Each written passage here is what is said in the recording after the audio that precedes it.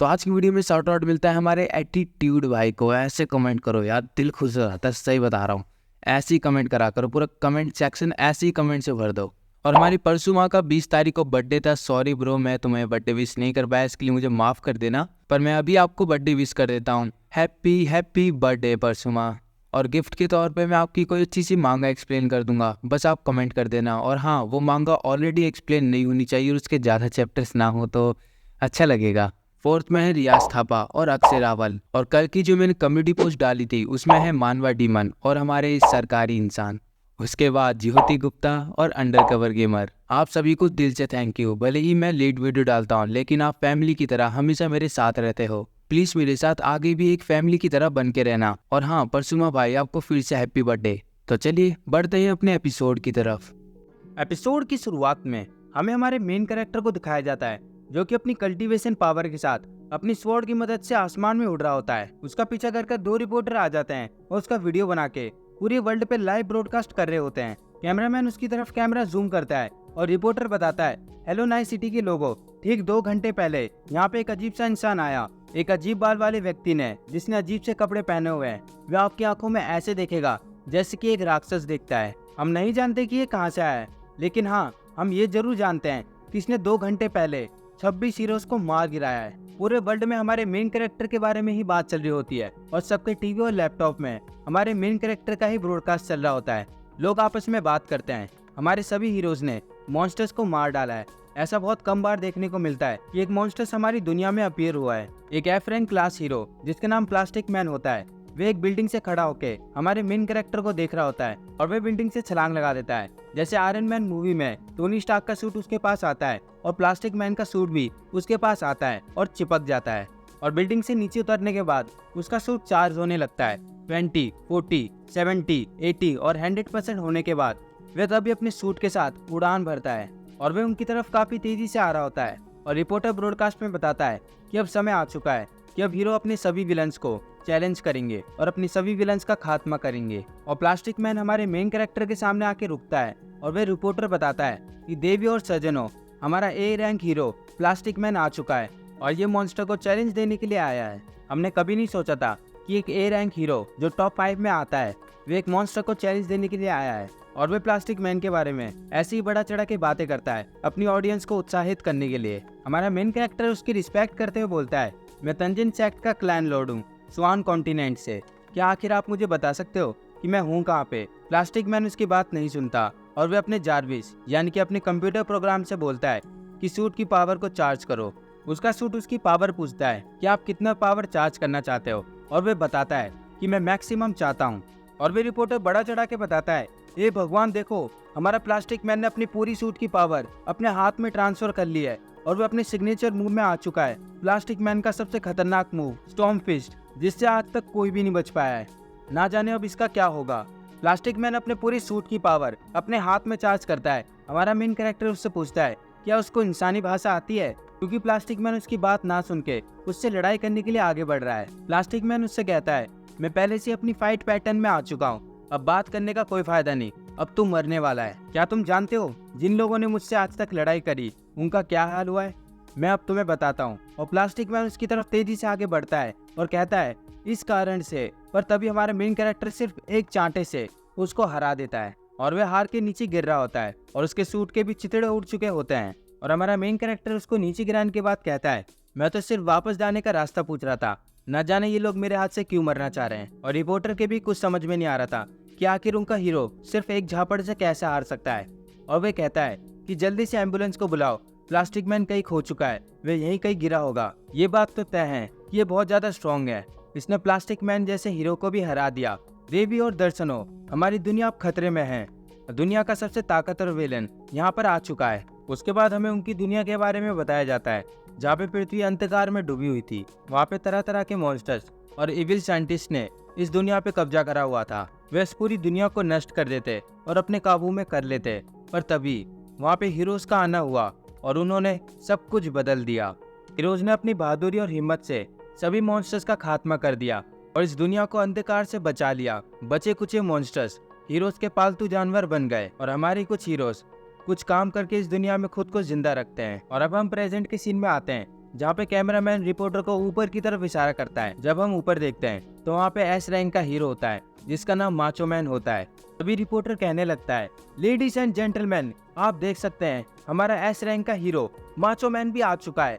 S rank के hero इतने आसानी से नहीं दिखते हैं। ये बैटल काफी ज्यादा इंटरेस्टिंग होने वाली है, इस ब्रॉडकास्ट को जरूर ध्यान से देखिएगा। कैमरामैन रिपोर्टर को कैमरा के सामने हटने के लिए कहता है क्योंकि वह जोश जोश में कैमरा के सामने आ जाता है और माचो मैन ऊपर से हमारे मेन कैरेक्टर को देख रहा होता है और हमारा मेन कैरेक्टर माचो मैन को देख के सोचता है, लो भाई एक और आ गया। माचो मैन हमारे मेन कैरेक्टर से कहता है, मैं बात कम अपना काम ज्यादा करता हूँ, तो इसलिए मैं मुद्दे पे आता हूँ। क्या तुम मेरे लिए कोई लड़ाई हो? नहीं, शायद तुम्हें देख के ऐसा नहीं लगता कि तुम मेरे लिए कोई लड़ाई हो। जब मैंने प्लास्टिक मैन को तुमसे हारते हुए देखा तो मैंने तुम्हारी शक्तियों को स्वीकार कर लिया, पर लेकिन मैं यहाँ पे ये बात कहने के लिए नहीं आया हूँ। क्या तुम मेरा पैट बनना स्वीकार करोगे? क्योंकि मेरी रैंक काफ़ी ज़्यादा है, इससे तुम्हारा ही फायदा है और कोई भी तुमको परेशान नहीं करेगा। और रिपोर्टर चिल्लाते हुए कहता है, तो गाइस आपने देखा माचो मैन ने उसको ऑफर दिया है अपना पैट बनने का, तो देखते हैं वे माचो मैन का ऑफर को स्वीकार करता है कि नहीं। हमारा मेन कैरेक्टर उससे कहता है, तो पैट यानी कि तुम्हारा मतलब है एक विच, है ना? पर लेकिन मुझे माफ करना, मुझे ट्रांसजेंडर में कोई भी दिलचस्पी नहीं है। माचो मैन उसको गुस्से में देखते हुए कहता है, तुम्हारा डिसीजन काफी बेवकूफी वाला है। और माचो मैन अपने फिस्ट को तैयार करता है उस पर अटैक करने के लिए और रिपोर्टर काफी डरते हुए कहता है, तो गाइस आपने देखा इस बेवकूफ इंसान ने माचो मैन का इनविटेशन रिजेक्ट कर दिया। अब ना जाने इस बेवकूफ के साथ क्या होगा। और माचो मैन का ऑरा इतना ज्यादा पावरफुल है कि हमारा हेलीकॉप्टर भी नहीं संभल पा रहा। माचो मैन हमारे मेन कैरेक्टर से कहता है, तुम इतने समझदार नहीं हो, इसलिए मैंने बातचीत का इस्तेमाल करते हुए इस बात को ख़त्म करने की कोशिश करी। फिर हमारा मेन कैरेक्टर उससे पूछता है कि आखिर वह क्या प्लान कर रहा है। माचो मैन उसकी तरफ आता है और कहता है, मैं तुम्हें इतना पीटूंगा कि जब तक तुम हार ना मान लो। और उसकी तरफ अपना पंच आगे बढ़ाता है, लेकिन हमारा मेन कैरेक्टर सिर्फ उसके पसली में एक घूसा मारता है और एक ही घूसे से माचो मैन ने जो सूट पहना था वह भी फट जाता है और उसके एक ही घूसे में नक्की निकल जाती है। वह उसी हेलीकॉप्टर से जाके टकराता है जिसपे कैमरामैन और रिपोर्टर होते हैं और ऐसे ही दूर जाने के बाद वह एक बिल्डिंग से टकराता है और वहीं पे हार जाता है। हमारा मेन कैरेक्टर कहता है, ये जगह सचमुच अजीब लोगों से भरी हुई है। और उसके बाद वह भी चला जाता है और हमें रिपोर्टर और कैमरामैन को दिखाते हैं जो कि पैराशूट की मदद से वहां से बच जाते हैं। रिपोर्टर बिना कैमरे के पैराशूट से उतरते हुए कहता है, देवी और दर्शकों, मेरे अभी भी कुछ समझ में नहीं आया कि हमारा हेलीकॉप्टर कैसे नष्ट हो गया और माचो मैन मुझे कहीं दिख नहीं रहा और वह आदमी भी अभी भी हमारी नजर से गायब है, लेकिन हम उसको जल्दी ही ढूंढ लेंगे। इस बात को 2 महीने बीत चुके होते हैं और हमारा मेन कैरेक्टर एक पहाड़ के ऊपर बैठ के मेडिटेशन कर रहा होता है और वह बताता है कि उसका नाम यानसेन है और वह 2603 साल का एक कल्टीवेटर है। जब से वह इस दुनिया में आया है तो उसने एक चीज को जरूर नोटिस किया है, यहाँ के रहने वाले लोग अपनी इस दुनिया को अर्थ कहते हैं और उनका ये अर्थ हमारे स्वान कॉन्टिनेंट के सामने काफी छोटा है। यहाँ के लोग अपनी बिना स्वॉर्ड के आसमान में उड़ते हैं और ट्रैवल करने के लिए उनको किसी भी मैजिक टूल की जरूरत नहीं होती और ये जिस चीज से ट्रैवल करते हैं वे लोग इस चीज को अपनी एक कार कहते हैं। और तो और यहाँ की महिला बाहर निकलते समय अपनी पैंट भी नहीं पहनती। भगवान आपका लाख लाख शुक्र है, आपने इस तरह की एनर्जी मेरे को नहीं दी। अगले सीन में हमें एक जंगल दिखाया जाता है और एक जंगल में एक लड़की काफी घायल होती है और उसकी दोस्त जिसके पास एक सुपर हीरो पावर होती है हीलिंग की, वह उससे कहती है कि सीनियर आप चिंता मत करिए, आपका खून निकलना बंद हो चुका है। और वह उसको शुक्रिया कह रही होती है और वह लड़की अपनी सीनियर को उठा के एक पहाड़ की तरफ आती है और वह उस पहाड़ पे लिखा हुआ सेलेस्टियल बिल्डिंग टावर पढ़ के अपने मन में सोचती है, ये क्या लिखा हुआ है, शायद ये कोई टूरिस्ट के रहने के लिए जगह है और इसका नाम तो काफी ज्यादा अजीब है।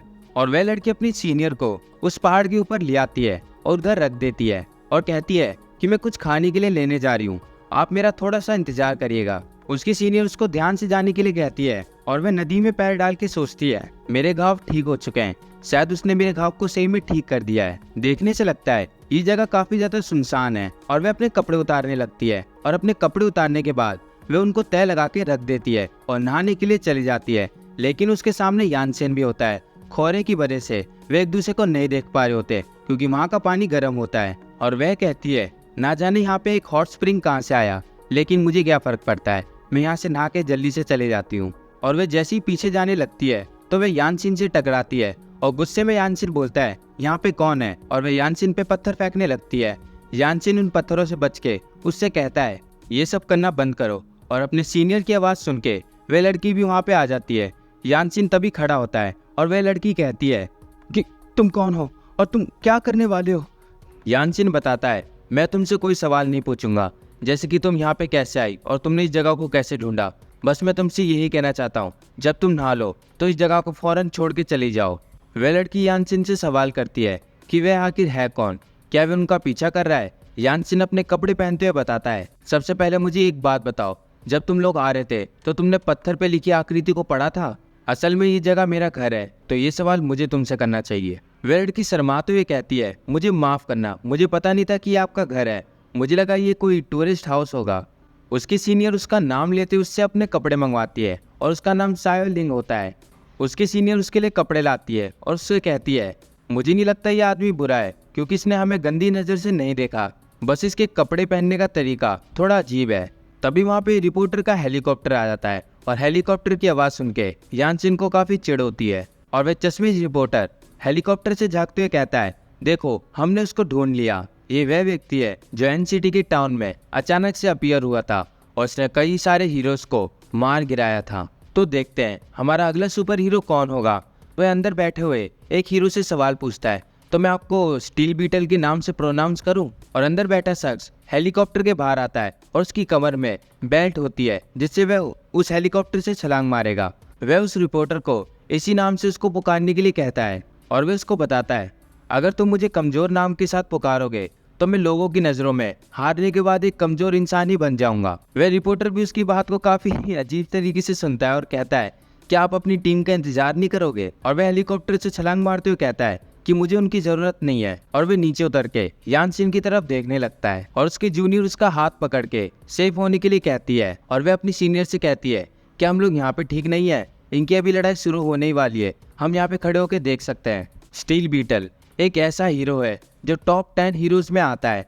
ये बंदा कौन है? आखिर स्टील बीटल इससे लड़ाई कर रहा है। स्टील बीटल उससे कहता है हम कुछ महीनों से तुम्हें ढूंढ रहे थे, मुझे ये बात पता है कि तुमने प्लास्टिक मैन को मारा है तो तुम काफ़ी ज़्यादा स्ट्रांग होंगे, और तुम्हें एक बात पता है मुझे ये तुम्हारा एटीट्यूड काफ़ी बेकार लगता है, इसलिए मुझे तुम्हारा एटीट्यूड मत दिखाओ। मैं उड़ तो नहीं सकता, पर हाँ अगर मेरा अपोनेंट मुझसे ज़मीन पर लड़ाई करे तो मैं उसको पक्का हरा दूंगा। मेरे ख्याल से ये तुम्हारे लिए एक डिसएडवांटेज है। मुझे ऐसा लगता है कि तुम्हें पसंद आता है कि जब तुम लोगों को नीचा दिखाते हो। यानचिन उससे चुप होने के लिए कहता है और वह कहता है ओहो मुझे पता है कि तुम उड़ सकते हो, अगर तुम मुझसे ज़मीन पे लड़ते हो तो शुरुआत में मैं तुम्हें 3 हमले ही करूँगा, बताओ कैसा है ये? फिर यानचिन काफ़ी तेज़ी से उसके पास आता है और उसके पेट पे लात मारता है। यानचिन उसके पास आके उसके पेट पे लात मारता है और ये देख के वह भी काफ़ी ज़्यादा हैरान होता है कि इस बंदे की तो काफ़ी ज़्यादा स्पीड है। यानचिन उससे कहता है मैं नहीं जानता, ना जाने तुम लोग हमारे वर्ड्स को क्यों इग्नोर करते हो। और ये देख के वह लड़की और रिपोर्टर काफ़ी हैरान होते हैं कि यानचिन इसको सिर्फ एक लात में धूल चटाती है। वह जमीन में खांसते हुए यानचिन की तरफ देखता है और ये देख के उसकी जूनियर उससे बोलती है क्या तुमने देखा, इसकी स्पीड तो काफ़ी तेज है। और वह अपने मन में सोच रही होती है इसका रैंक तो पक्का 7 होगा, क्योंकि इसकी स्पीड और इसकी ताकत यही बता रही है। पता नहीं ये कहाँ से आया है, ना जाने इसके पास इतनी ताकत आई कहाँ से। उसकी जूनियर एक बड़े से पत्थर के पीछे छुपते हुए कहती है ऐसा लगता है कि यही जीतेगा क्योंकि ये मुझे ताकतवर लग रहा है। उसकी सीनियर बताती है हमें इतनी जल्दी श्योर नहीं होना चाहिए, भले इसके इस अटैक ने 8 रैंक के हीरो की पावर को सरपास कर लिया है, लेकिन स्टील बीटल को हराने के लिए इतना काफ़ी नहीं है। मैंने ये सुना है कि ग्राउंड के मामले में स्टील बीटल को गॉड रैंक दिया गया है, क्योंकि आज तक ग्राउंड में उसको किसी ने नहीं हराया। स्टील बीटल अपने मुंह से खून साफ करता है और यानचिन से कहता है अभी जो तुमने मुझे लात मारी, अगर मेरी जगह प्लास्टिक मैन होता तो उसने कब का पेशाब कर दिया होता, लेकिन मैं वो हूँ जो गॉड रैंक में टॉप 10 में आता है। फिर स्टील बीटल ऊपर देख के अपनी टीम को कमांड देता है कि वह उसका आर्मर उसको दे, और एक बड़े से जाइंट शिप के अंदर स्टील बीटल की टीम होती है और वह उससे कहती है हम स्टील बीटल की इंटरनल टीम बात कर रहे हैं, आपका आर्मर पूरी तरह से रेडी है, क्या हम आपका आर्मर आपको दें? स्टील बीटल उनसे कहता है हाँ मुझे मेरा आर्मर दो, मैं इसको अपनी ताकत दिखाना चाहता हूँ। उसके बाद स्टील बीटल अपना पोज मारता है और अपना नाम लेते हुए कहता है स्टील बीटल, और अपना हाथ ऊपर की तरफ करता है। हमारा मेन कैरेक्टर उसको देख के कहता है पता नहीं क्या नौटंकी है।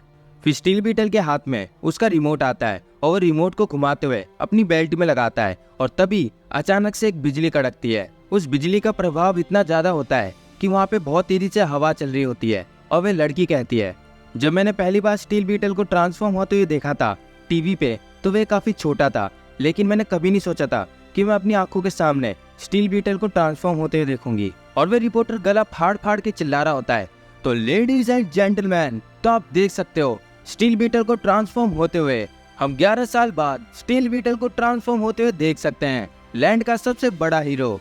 आज हम स्टील बीटल के उस आर्मर को देखेंगे जिसको पहन के स्टील बीटल ने 100 से भी ज्यादा मॉन्स्टर्स को मार गिराया है। इस आदमी ने स्टील बीटल को ट्रांसफॉर्म होने में मजबूर किया।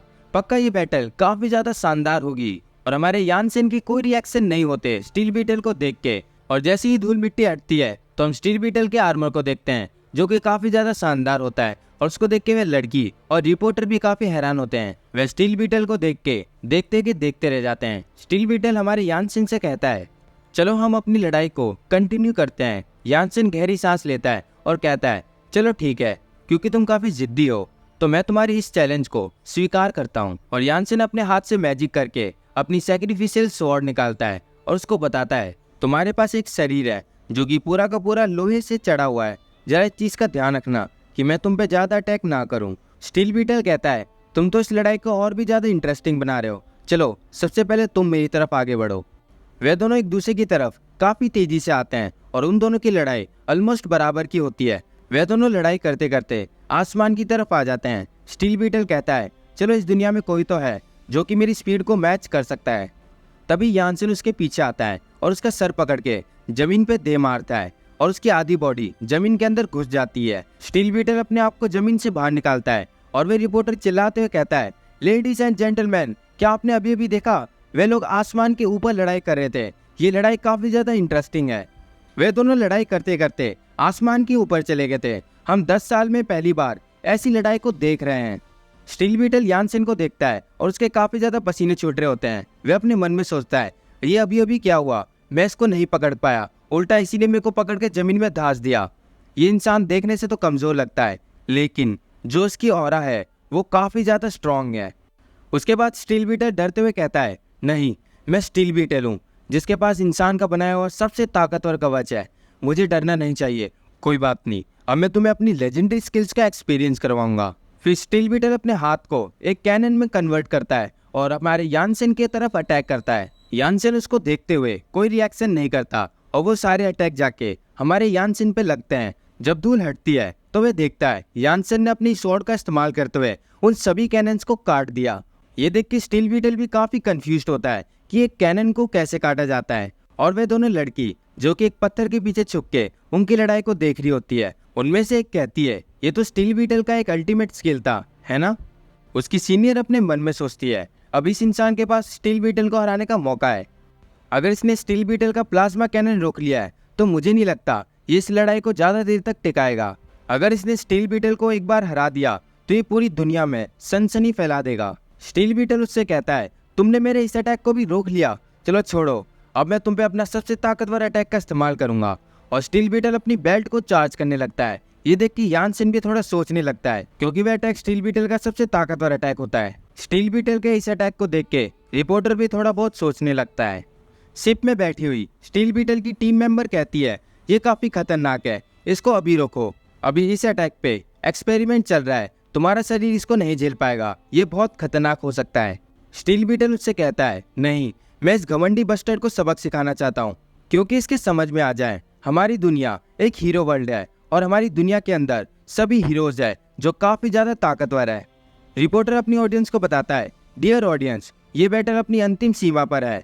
पता नहीं स्टील बीटल क्या कर रहा है, वह एक पीली रंग की रोशनी को सब जगह फैला रहा है। शायद इस स्टील बीटल का एक अल्टीमेट मूव हो सकता है। शिप में बैठी स्टील बीटल की टीम कहती है, प्लीज इसको रोक दो, आप बहुत सारी इलेक्ट्रिसिटी पावर का इस्तेमाल कर रहे हो। अगर आप इतनी सारी इलेक्ट्रिक पावर का इस्तेमाल करोगे तो बहुत बड़ा उद्घाटन हो सकता है। स्टील बीटल, तुम्हारे पास ये एबिलिटी नहीं है कि तुम इस फोर्स का इस्तेमाल करो, तुम हार जाओगे। क्या तुम इस लड़के को मार देने का सोच रहे हो? और स्टील बीटल के आसपास काफी ज्यादा येलो कलर की एनर्जी आ जाती है और वह कहता है, इस अटैक पे अभी एक्सपेरिमेंट चल रहे हैं। ये अटैक मैंने रेम्बो मैन के लिए बचा रखा था कि मैं उस पर इस्तेमाल करूंगा, लेकिन मैंने ये कभी नहीं सोचा था कि मैं इसको आज यहाँ पे इस्तेमाल करूंगा। मैं तुम पर इसको अपने एक टेस्ट सब्जेक्ट की तरह ही इस्तेमाल करूंगा। लेकिन तुम्हें परेशान होने की जरूरत नहीं है, तुम काफी ज्यादा स्ट्रांग हो, इसलिए मैं तुम्हें जिंदा बख्श दूंगा। उसके बाद स्टील बीटल अपने प्लाज्मा फ्लेयर को यानसिन की तरफ अटैक करता है और यानसिन अपनी 2 उंगलियों को आगे करता है और कहता है स्वॉर्ड ऑफ मर्टिलाइजेशन।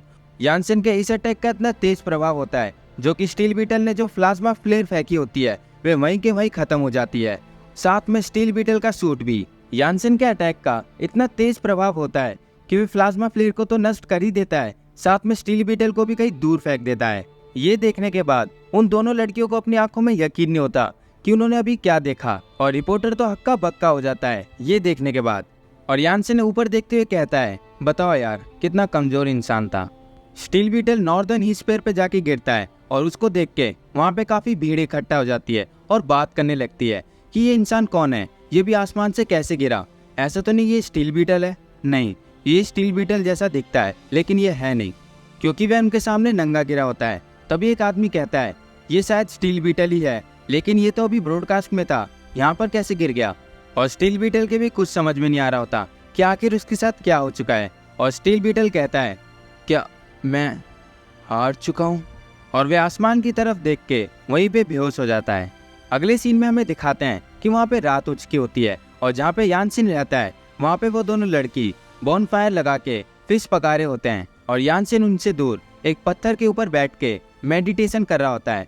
तभी वह लड़की कहती है आखिर इस लड़के की दिक्कत क्या है, ये बिना कुछ खाए वहाँ पे बैठा हुआ है, क्या इसको भूख नहीं लगती। और यानसिन उनकी बातों को इग्नोर करके अपनी मेडिटेशन में डूबा होता है। तभी उसकी जूनियर कहती है मैं उसके लिए फिश लेके जाती हूँ, और वह यानसिन से कहती है हे मिस्टर। और यानसिन अपनी आंखें खोलता है तो उसके सामने फिश होती है, और वह लड़की यानसिन की तरफ फिश दिखाते हुए कहती है आज तुम पूरे दिन यहीं पे बैठे रहे, क्या तुम कुछ खाना चाहोगे। यानसिन उससे कहता है कि उसको भूख नहीं लग रही, और वह लड़की यानसिन से चिपकते हुए कहती है मैंने सुना है कि तुम इस वर्ल्ड के नहीं हो। यानसिन उससे पूछता है कि उसको इसके बारे में कैसे पता चला, और वह लड़की कहती है तुम्हारे पास इतनी पावर होने के बावजूद भी तुम्हें कोई नहीं जानता, इससे ये साबित होता है कि तुम इस वर्ल्ड के नहीं हो। हमें तुम्हारे पावर की ज़रूरत है, तुम हमारी दुनिया में जो भी कुछ करना चाहते हो बहुत आसानी से कर सकते हो। वैसे तुम मुझे बताओगे कि तुम कहाँ से आए हो और तुम इतने ताकतवर कैसे हो। यानसिन अपनी कहानी बताना शुरू करता है और वह बताता है कि उसका नाम यानसिन है और वह स्वान कॉन्टिनेंट का एक कल्टीवेटर है। 6 साल की उम्र में उसने कल्टीवेशन स्टार्ट करी और 10 साल की उम्र तक वह मार्शल आर्ट्स भी सीख चुका था, और 12 साल की उम्र में वह कल्टीवेशन की रैंक तक पहुंच चुका था। 16 साल की उम्र में उसने स्पिरिट कल्टीवेशन को भी सीख लिया था, और 17 साल की उम्र में उसने स्पिरिट रिफाइनमेंट की टेक्निक को सीखना स्टार्ट किया। जवान होने से पहले ही उसने कई सारी टेक्निक को सीख लिया। 100 साल से कम होने के बाद वह एक हेवन का रूलर बन चुका था। अपनी जिंदगी के 100 साल की उम्र में उसने वो कारनामे कर दिखाए थे जो कि एक नॉर्मल इंसान को करने में लाखों या करोड़ों साल लग जाएंगे। जब वह बूढ़ा हुआ तो एक सेक्ट का पैट्रियार्च भी बन चुका था। अपनी मार्शल आर्ट्स की नॉलेज के साथ उसने सोचा कि वह एक सेक्ट का गॉड भी बन सकता है। और एक दिन उसको स्वर्ग में कुछ बदलाव महसूस हुए और वह समझ चुका था कि वह स्वर्ग के सबसे हाईएस्ट रैंक तक पहुंच चुका है। उसे अपनी कल्टीवेशन और अपनी सेक्ट पावर को बढ़ाने के लिए बाउंडलेस रिफाइनिंग में जाना पड़ा। उसे एसेसिन चैम्बर में जाना पड़ा जो कि कल्टीवेशन के लिए चुना गया है। वह जितनी अपनी पावर को इस्तेमाल करता है वह काफी कम है, क्योंकि उसका जो दुश्मन सेक्ट है उन्होंने बहुत पहले उसके सेक्ट पर हमला किया और उसके सेक्ट का सबसे ताकतवर कीमती खजाना चुरा लिया। उस दिन के बाद जब उन्होंने उनके सेक्ट पर हमला किया था तो उन्होंने सेक्ट को पूरी तरीके से बर्बाद कर दिया था, और उस दिन आसमान भी पूरा लाल था। मेरे स्टूडेंट्स को काफी गंदी मौत दी और उनको तड़पा तड़पा के मारा, और तो और मेरे स्टूडेंट्स की लाशों को सेक्ट के गेट पर 300 सालों तक लटका के रखा। जब मैं सेक्लूजन में वापस आया अपनी प्लेस को वापस लेने के लिए तो मैं एक शांत एम्परर डाइटी था। जब मैंने सेक्ट के गेट पे अपनी शिष्यों की लाशें देखी तो मैं अपने धिधकते हुए गुस्से पर काबू ना कर सका। मैंने अपना सिर्फ एक हाथ उठा के हेवन की आधी पॉपुलेशन को नष्ट कर दिया। मेरे प्रतिशोध से संबंधित हेवन की क्रूरता और डीमन क्लैन ने मेरे पे हमला करने के लिए एक गठबंधन बनाया। उन्होंने खुलेआम घोषणा करी कि मुझे ग्रामीण स्थान पर फांसी दे दी जाएगी। अंत में मुझे देवता कारावास टावर में बंद करने से उनके 5 सबसे मजबूत कल्टीवेटर, 100 उत्कृष्ट देवता और हजारों मेटा देवता का जीवन उनको खोना पड़ा। उन्होंने मुझे ये सुनिश्चित करने के लिए कारावास टावर के साथ टाइम डायमेंशन के अंदर फेंक दिया कि मैं अनंत काल तक वापस ना आ सकूं। और जब मेरी आंखें खुली तो मैंने देखा कि कि मैं एक विदेशी दुनिया में आ चुका हूँ। यानसिन सायोलिंग को अपनी कहानी सुनाने के बाद उससे पूछता है, अरे तुम्हें क्या हो गया? और वह यानसिन की कहानी को बिल्कुल भी ध्यान से नहीं सुन रही होती और वह कहती है, ये तो कितनी क्रिंज कहानी है। यानसिन को दाएं तरफ आवाज आती है और वह देखता है कि उसकी सीनियर यानसिन से पूछती है कि तुम आज के बाद क्या करने की सोच रहे हो। यानसिन उस लड़की की तरफ देखते हुए कहता है कि मैंने सोचा है कि मैं अपने सेक्ट को फिर से खड़ा करके अपनी स्पिरिचुअल एनर्जी का रिकवर होने में इंतजार करूंगा। मैं हेवन का दरवाजा खोल के वापस स्वर्ग लोक चला जाऊंगा। वैसे भी ये जगह मेरे लिए काफी ज्यादा कॉम्प्लिकेटेड है। वह लड़की उससे कॉम्प्लिकेटेड का मतलब पूछती है। यानसिन बताता है, इस दुनिया में टेक्नोलॉजी है तो इधर कल्टीवेशन का कोई काम नहीं। सायोलिंग की सीनियर उसकी बात सुन के कोई रिएक्ट नहीं करती और सायोलिंग कहती है, आप गलत हो मिस्टर, इस दुनिया में आपके जैसे ताकतवर व्यक्ति की भी जरूरत है। यानसिन उससे पूछता है, ओह सही में? और वे कहती है, मैं आपसे झूठ क्यों बोलूंगी भला। वह यानसिन के हाथों में एक कार्ड देती है और बताती है, हम सुपरमैन एकेडमी के स्टूडेंट्स हैं, अगर आप इंटरेस्टेड हो तो आप हमारे इंस्ट्रक्टर बन के आ सकते हो। हम आपके सेक्ट को दोबारा खड़ा करने में तो मदद नहीं कर सकते, पर हाँ, हम आपको इस दुनिया को समझने में जरूर मदद कर सकते हैं। यानसिन उस कार्ड को अपने हाथ में तो ले लेता है, लेकिन उसके कुछ समझ में नहीं आ रहा होता कि एकेडमी सुपरमैन पता नहीं क्या होता है। जीवन भी देख के समझ चुकी होती है कि यानसिन के कुछ समझ में नहीं आ रहा होता। वह यानसिन से कहती है, मांग की उसके पापा एकेडमी के प्रिंसिपल है, अगर तुम चाहो तो वे तुम्हारी अरेंजमेंट एप्लीकेशन में मदद कर सकती है। वैसे तुम्हें इसके बारे में बताने की जरूरत नहीं है, अगर तुम चाहो तो इसके बारे में सोच सकते हो। यानसिन अपनी जगह से खड़ा होता है और बॉनफायर के पास जाके कहता है, इसमें सोचना क्या, मैं जरूर जाऊंगा। सायोलिन कहती है, तुमने बड़ी जल्दी हाँ कह दिया, मैं कब से तुम्हें यही समझा रही थी और मैंने इतने सारे तुम्हें कारण दिए। जीन यानसिन को सलाह देती है कि वे अपने कपड़े पहनने के स्टाइल को बदल ले। अगर उसने नहीं बदला और रिपोर्टर उसको घेर के खड़े हो जाएंगे और उससे ना जाने कितने सवाल पूछेंगे और वे उनका जवाब भी नहीं दे पाएगा। यानसिन अपने कपड़ों को देख के कहता है, क्या कहा, फैशन? सायोलिन अपनी जगह से खड़ी होती है और कहती है, चलो डिसाइड हो चुका है, स्कूल 2 महीने बाद शुरू होने वाले हैं तो अप्लाई करना मत भूलना। अगली सीन में हमें दिखाते हैं कि 2 हफ्ते बीत चुके होते हैं और हमारा यानसिन मेट्रो के अंदर बैठा होता है और सोचता है, मुझे ऐसा लग रहा है कि मैं अपने सेक्ट को फिर से बना रहा हूँ। चलो आखिरकार मैं सुपर ह्यूमन एकेडमी तो जा रहा हूँ एक इंस्ट्रक्टर बनने के लिए। तभी मेट्रो में अनाउंसमेंट होती है, कृपया यात्री ध्यान दीजिए, ये ट्रेन सुपर ह्यूमन एकेडमी जा रही है, एक बार अपने स्थान की जांच कर लीजिए। यानसिन अपने मन में सोचने लगता है, मैंने ऐसा कभी नहीं सोचा था कि मैं हजारों साल जिंदा रहने के बाद मैं फिर से स्कूल जाऊंगा। हालांकि उसने मुझसे कहा था कि मैं अपनी कल्टीवेशन की पावर को सिखाऊंगा, लेकिन मुझे नहीं पता कि मैं सजीव दुनिया को कहां से सिखाना शुरू करूं। तभी मेट्रो रुकती है और मेट्रो के दरवाजे खुलने के बाद एक लड़की आती है और वह लड़की और कोई नहीं, ज्यून होती है। ज्यून यानसिन को देख के कोई रिएक्शन नहीं करती। यानसिन ज्यून को देख के पहचान जाता है कि हाँ, यही ज्यून है, लेकिन वो भी कुछ नहीं बोलता। ज्यून यानसिन से अपना चेहरा मोड़ लेती है और अपने मन में सोचने लगती है, ये अंकल सही में बहुत अजीब है। और यानसिन थोड़ा गुस्से में आ जाता है कि ज्यून उसको जानते हुए भी अनदेखा कर रही है। तभी ज्यून की पीछे से आवाज आती है, अरे देखो कितनी अट्रैक्टिव लड़की है, इसके अंदर तो बहुत सी एनर्जी की महक आ रही है। वह आदमी ज्यून के पीछे से अपना हाथ निकालता है और ज्यून के बॉम्बे को कस के पकड़ने लगता है और उसको हंसते हुए देखता है। यानसिन भी उस इंसान को देखते हुए सोचता है कि आखिर ये कर क्या रहा है। ज्यून अपने आप को छुड़ाने के लिए उस आदमी की तरफ झटपटाती है, लेकिन वह आदमी ज्यून के दोनों हाथ पकड़ के उसके सर की तरफ कर देता है और उसको और गलत तरीके से छूने लगता है। यानसिन उनकी तरफ देखते हुए सोचता है, क्या ये लोग यहाँ पे संबंध कर रहे हैं? ये तो बहुत घटिया है, पब्लिक के सामने कौन कर सकता है भला। ज्यून कहती है, प्लीज मुझे कोई बचाओ, लेकिन वहाँ पे यानसिन और ज्यून और उस आदमी के अलावा और कोई नहीं होता। यानसिन उसकी मदद नहीं करता क्योंकि उसको लगता है कि मुझे दूसरों के मामले में दखल अंदाज नहीं करना चाहिए।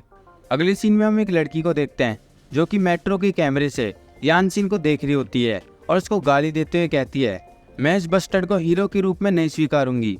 उसके बगल में खड़ा इंसान उसको समझाता है कि यानसिन कोई ऐसा वैसा व्यक्ति नहीं है, उसे ही मैन की ने हम लोगों को रिकमेंडेशन के लिए दी है, और तो और उसने गॉड रैंक के हीरोज को भी हराया है। वह लड़की उससे कहती है कि तुम्हें क्या लगता है वह मुझसे हीरो लाइसेंस लेना चाहता है और अपने इस एटीट्यूड के साथ सबको पढ़ाना भी चाहता है?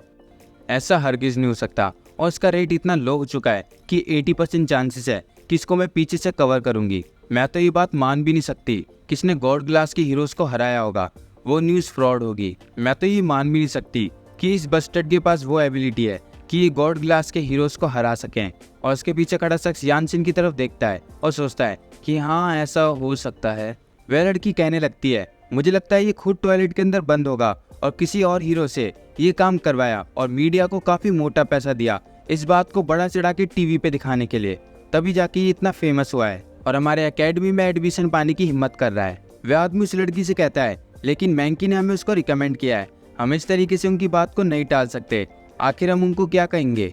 फिर वह लड़की कहती है, मैं ये बात मानती हूँ कि उसने हमें ये रिकमेंड किया है, लेकिन ऐसा बहुत बार हुआ है कि इसने हमें ऐसे वैसे सुपर हीरोज को भेजा है जिनकी पावर काफ़ी लो है।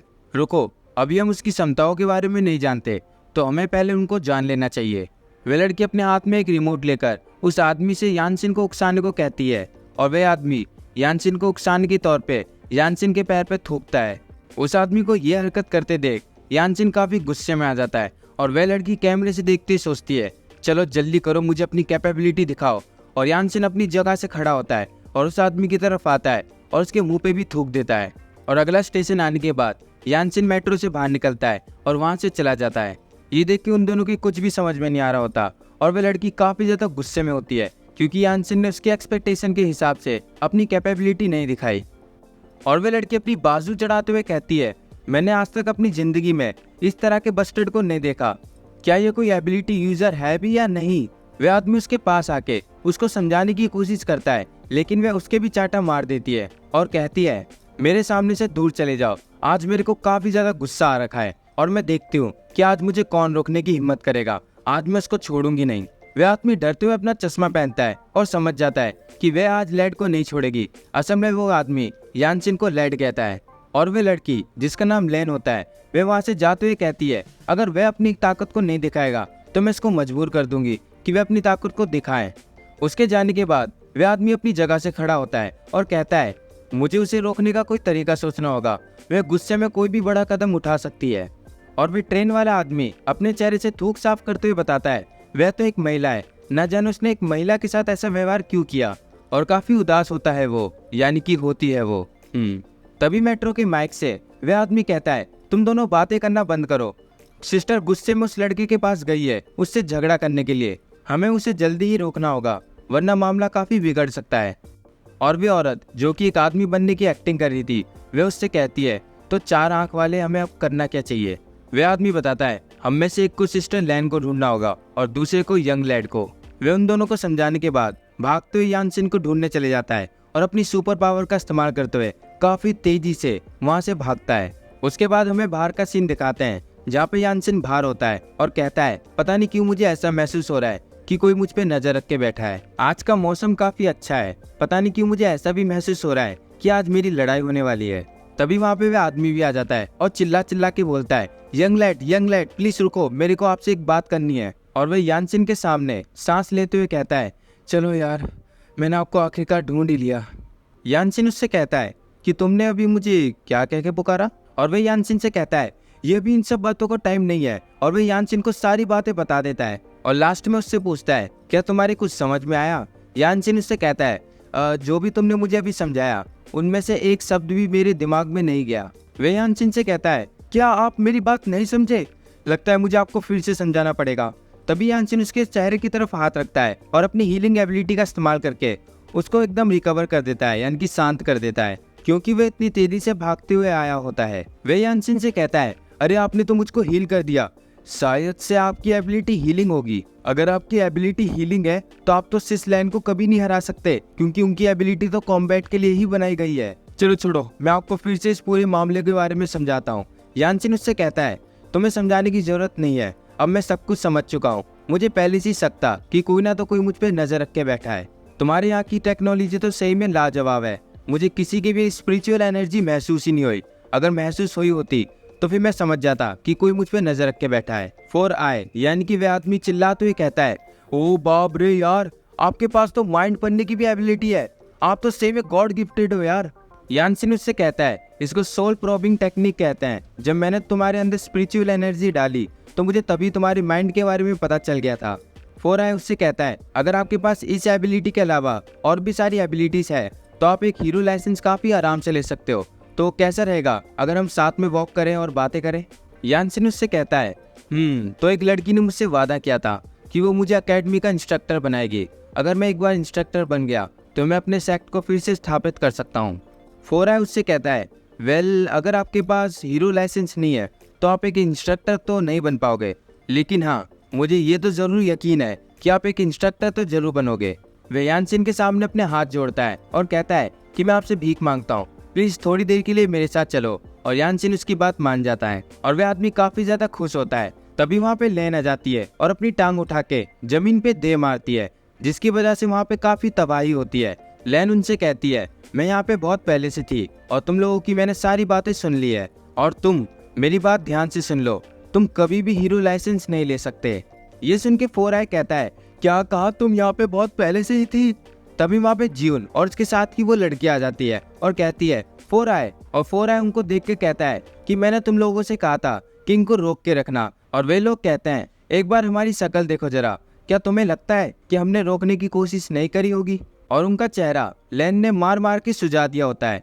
ये देख के फोर आई कहता है, ये औरत तो बिल्कुल भी ठंडे दिमाग की नहीं है, अगर इन लोगों ने यहाँ पे ऐसी लड़ाई करी तो मैं पक्का अपनी जॉब को खो दूंगा। फोर आई यानसिन से कहता है, देखो ब्रो, ये तुम हीरो लाइसेंस का सपना छोड़ दो, क्योंकि वह औरत तुम्हें बिल्कुल भी वो लाइसेंस नहीं पाने देगी। तुम्हारे पास वो एबिलिटी नहीं है कि तुम उन एबिलिटी के साथ मिलके लैन को हरा दोगे। तभी लैन गुस्से में चिल्लाते हुए कहती है, फोर आई अपना ये जूलमाल बंद कर, अगर तू ऐसे ही करता रहा तो मैं इस आदमी के साथ तेरे को भी पीट दूंगी। फोर आई उसकी आवाज को सुन के काफी ज्यादा डर जाता है। यानसिन उससे पूछता है, अच्छा तो मिस, तुम मुझे पीटना चाहती हो? लैन कहती है, हाँ हाँ जरूर, तेरे को जरूर पीटूंगी मैं। और ये अपनी बकवास कम कर। वे अपने दोनों हाथों को मिलाकर ट्रांसफॉर्म होने लगती है। उसके बाद सिसलेन ट्रांसफॉर्म हो जाती है और उसकी ट्रांसफॉर्मेशन देखकर यानसिन उससे पूछता है कि आखिर ये किस तरह की टेक्निक है, और हमारा फोर आई उसको देखकर एकदम ठरक वाली बातें करने लगता है। उसके बाद फोर आई यानसिन को समझाने की कोशिश करता है कि उसको सिसलेन के साथ नहीं लड़ना चाहिए, और ये कहकर वह वहाँ से भाग जाता है। यानसिन सिसलेन की तरफ देखते हुए कहता है कि आखिर इसमें क्या फर्क है, लेकिन हाँ ये दूसरे हीरोज की तुलना में थोड़ी बहुत तो लग रही है।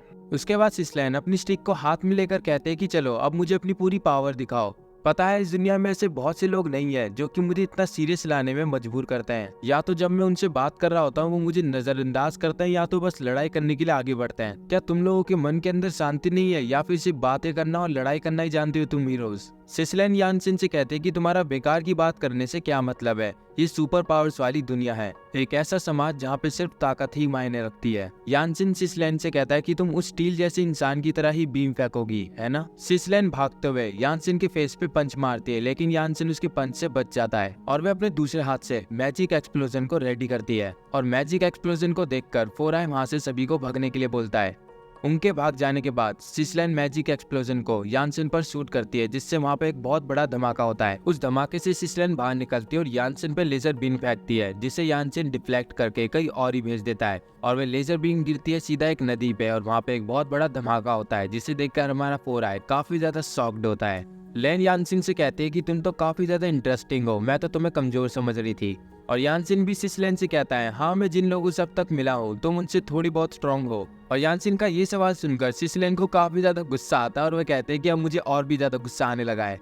दूर से उन लोगों की बात फोर आई और हमारी जियोन और उसका डुप्लीकेट वे लोग सुन रहे होते हैं। जियोन फोर आई से पूछती है आखिर सिसलेन इतनी गर्म स्वभाव वाली क्यों है, जो भी हीरो लाइसेंस लेने आता है सिसलेन हमेशा उसको पीटती है, लेकिन ऐसा क्यों? फोर आई बताता है, जब मैं 3 साल पहले सिसलेन से मिला था वह बिल्कुल भी ऐसी नहीं थी, वह बिल्कुल ऐसी थी जैसे कि तुम किसी मैजिकल गर्ल से एक्सपेक्ट करते हो। अब हमें 3 साल पहले का सीन दिखाते हैं जहाँ पे हमारा फोर आई सिसलेन से हाथ मिलाता है और सिसलेन फोर आई से कहती है, मुझे आपसे मिलकर काफी खुशी हुई, मेरा नाम है सिसलेन, आइए अब से हम लोग साथ में काम करेंगे और अगली जनरेशन के हीरोज की भर्ती लेंगे और ट्रेनिंग के लिए हमेशा मेहनत करेंगे। उसके बाद फोर आई बताता है कि उस दिन के बाद से मेरा और सिसलेन का सामना हर तरह के हीरोज से हुआ। उसमें से कुछ हीरोज नॉर्मल नहीं थे, वे सुपर पावर्स के नाम पर अपने सर से दीवार तोड़ते थे, और कुछ हीरोज अपनी पाथ छोड़कर सिसलेन को अपनी सुपर पावर्स दिखाते थे। ना जाने उन्होंने सुपर विलन्स को ऐसे कैसे हराया होगा। और जैसे जैसे समय बदला सिसलेन भी बदलना शुरू हो गई, उसने इस तरह के हीरोज को पीटना स्टार्ट कर दिया और वे ये भी कहने लगी,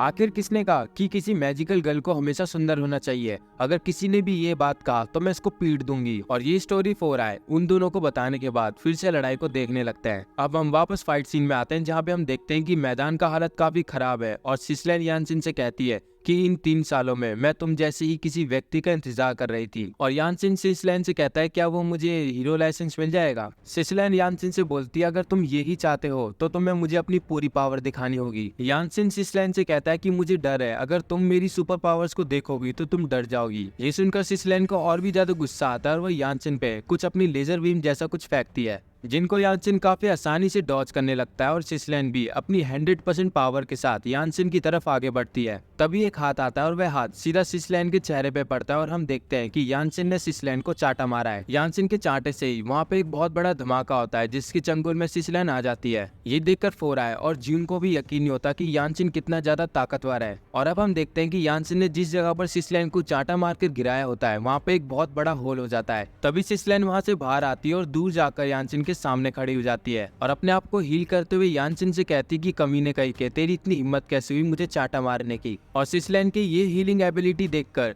ज्यून फोराय से पूछती है आखिर ये किस तरह की एबिलिटी है। फोराय बताता है कि ये सिसलैन का हीलिंग स्पेल है। सिसलैन को इसको इस्तेमाल करे हुए काफी ज्यादा समय हो चुका है। जब हीरो वर्सेस मॉन्स्टर्स के बीच एक काफी बड़ी जंग छिड़ रही थी तो सिसलैन के इस हीलिंग स्पेल ने उनको इनके टीममेट्स के बीच काफी ज्यादा पॉपुलर कर दिया। वह सुपर ह्यूमन दुनिया में काफी ज्यादा फेमस हो चुकी थी क्योंकि वह इकलौती थी जिसके पास critical damage, high distance magic attack और हीलिंग बफ्स है। और जब उनकी जीत हुई तो उनको गॉड क्लास हीरो का टाइटल दिया गया। और यही नहीं, उनके पास उनके फॉलोअर्स की एक बहुत बड़ी संख्या है जो उनके जैसा बनना चाहती है। उसके बाद फोराय डर के मारे कांपने लगता है और ज्यून उससे पूछती है कि आखिर वह क्यों कांप रहा है। तो फिर वह बताता है अगर सिसलैन को उसकी एबिलिटी का इस्तेमाल करने में मजबूर किया गया तो इसका मतलब इसका दुश्मन भी काफी ज्यादा खतरनाक है। अब हम यानसिन और सिसलैन को देखते हैं जो कि काफी दूर एक दूसरे से खड़े होते हैं। सिसलैन कहती है अगर 2% मैजिक काफी नहीं है तो मैं इससे भी ज्यादा इस्तेमाल करूंगी। तभी अचानक से यानसिन सिसलैन के काफी ज्यादा करीब आ जाता है जिसे देखकर सिसलैन अपने मन में सोचती है क्या ये सच में इतना तेज है, मैं तो रिएक्ट भी नहीं कर पाई। मुझे अच्छे से याद है कि मैं इससे 500 मीटर दूर खड़ी थी और इसको मेरे पास आने में 1 मिली सेकेंड्स भी नहीं लगा। बिना कुछ महसूस करे हुए ये तो साइंटिफिकली इम्पॉसिबल है। यानसिन सिसलैन के मन की बात पढ़ लेता है और उसको बताता है कि रुको मैं ही तुम्हें समझाता हूँ। वह सिसलैन की कॉलर पकड़कर उसको आसमान में फेंकते हुए कहता है ये एक मार्शल टेक्निक है। और फिर यानसिन प्लेनेट अर्थ के ऊपर आ जाता है और सिसलैन भी ऊपर आ रही होती है। उसके बाद यानसिन अपना हाथ उठाकर कहता है स्पिरिट प्रेशर, जिससे सिसलैन को यानसिन का एक बहुत बड़ा हाथ दिखता है। और फिर वह काफी तेजी से जमीन के नीचे गिरने लगती है और यानसिन भी जमीन पर आ जाता है। और यानसिन को देखकर सिसलैन अपनी 500 ओवरड्राइव मैजिक का इस्तेमाल करती है और यानसिन के ऊपर गिर जाती है जिससे वहाँ पे एक बहुत बड़ा धमाका होता है। और हमारा फोराय, ज्यून और उसका डुप्लीकेट वे लोग जैसे तैसे अपने आप को संभालते हैं। उस धमाके से सिसलैन बाहर निकलती है और वे रियलाइज करती है कि यानसिन उसके अटैक से बच चुका है और वह वहाँ से गायब हो गया है। और अब हमें यानसिन को दिखाते हैं जो कि प्लेनेट अर्थ के ऊपर खड़ा होता है और कहता है कि मेरी स्पिरिचुअल एनर्जी का सिर्फ 1000 हिस्सा है। और वह एक बहुत बड़ा कट अर्थ के ऊपर लगाता है जिससे अर्थ के अंदर जो भी चीजें होती है वे सारी चीजें कट जाती है। और हमारा फोराय, ज्यून और उसकी डुप्लीकेट जैसे तैसे उस कट से बच जाते हैं और लैन भी उस कट से बार बार बच जाती है और कहती है कि आखिर ये बस्टर्ड ने किस तरह की ट्रेनिंग करी है जो कि ये इतना ताकतवर है। यानसिन नीचे आकर कहता है क्या यंग लेडी मैंने तुम्हें डरा दिया। और सिसलैन कहती है कि नहीं, मैं इन सब चीजों से नहीं डरती। लेकिन वह अभी भी कपकपा रही होती है जिसे यानसिन भी नोटिस कर लेता है। तभी फोराय दूर से कहता है कि सिसलैन लड़ाई करना बंद करो, ये व्यक्ति कोई मॉन्स्टर है। सिसलैन कहती है कि नहीं, मैं हार नहीं मानूंगी, मैं इस दुनिया में शांति कायम करके ही रहूंगी, भले ही मुझे कोई सा भी जोखिम उठाना पड़े। क्या तुम चाहते हो कि मैं हार मान लूं? फिर लैन यानसिन पे अटैक करने के लिए आगे बढ़ती है लेकिन यानसिन इसको अपना हाथ दिखाकर वहीं पर रोक देता है और उससे कहता है रुको, पहले मेरी बात सुनो। मैं जानता हूँ कि तुम यंग हो और तुम्हारा खून भी काफी ज्यादा गर्म रहता है। मैं तुम्हारी इस परेशानी को समझ सकता हूँ क्योंकि मैं पहले से ही तुम्हारी इस उम्र को पार कर चुका हूँ। जहाँ से मैं आया हूँ ये वहाँ की एक कॉमन सी नॉलेज है। अगर तुम्हारा अपोनेंट तुमसे ज्यादा ताकतवर हो तो तुम्हें उससे बिना उलझ कर वहाँ से निकल जाना चाहिए। मैं मानता हूँ कि तुम्हारा खून काफी ज्यादा गर्म है लेकिन अगर हालात अपने काबू में ना हो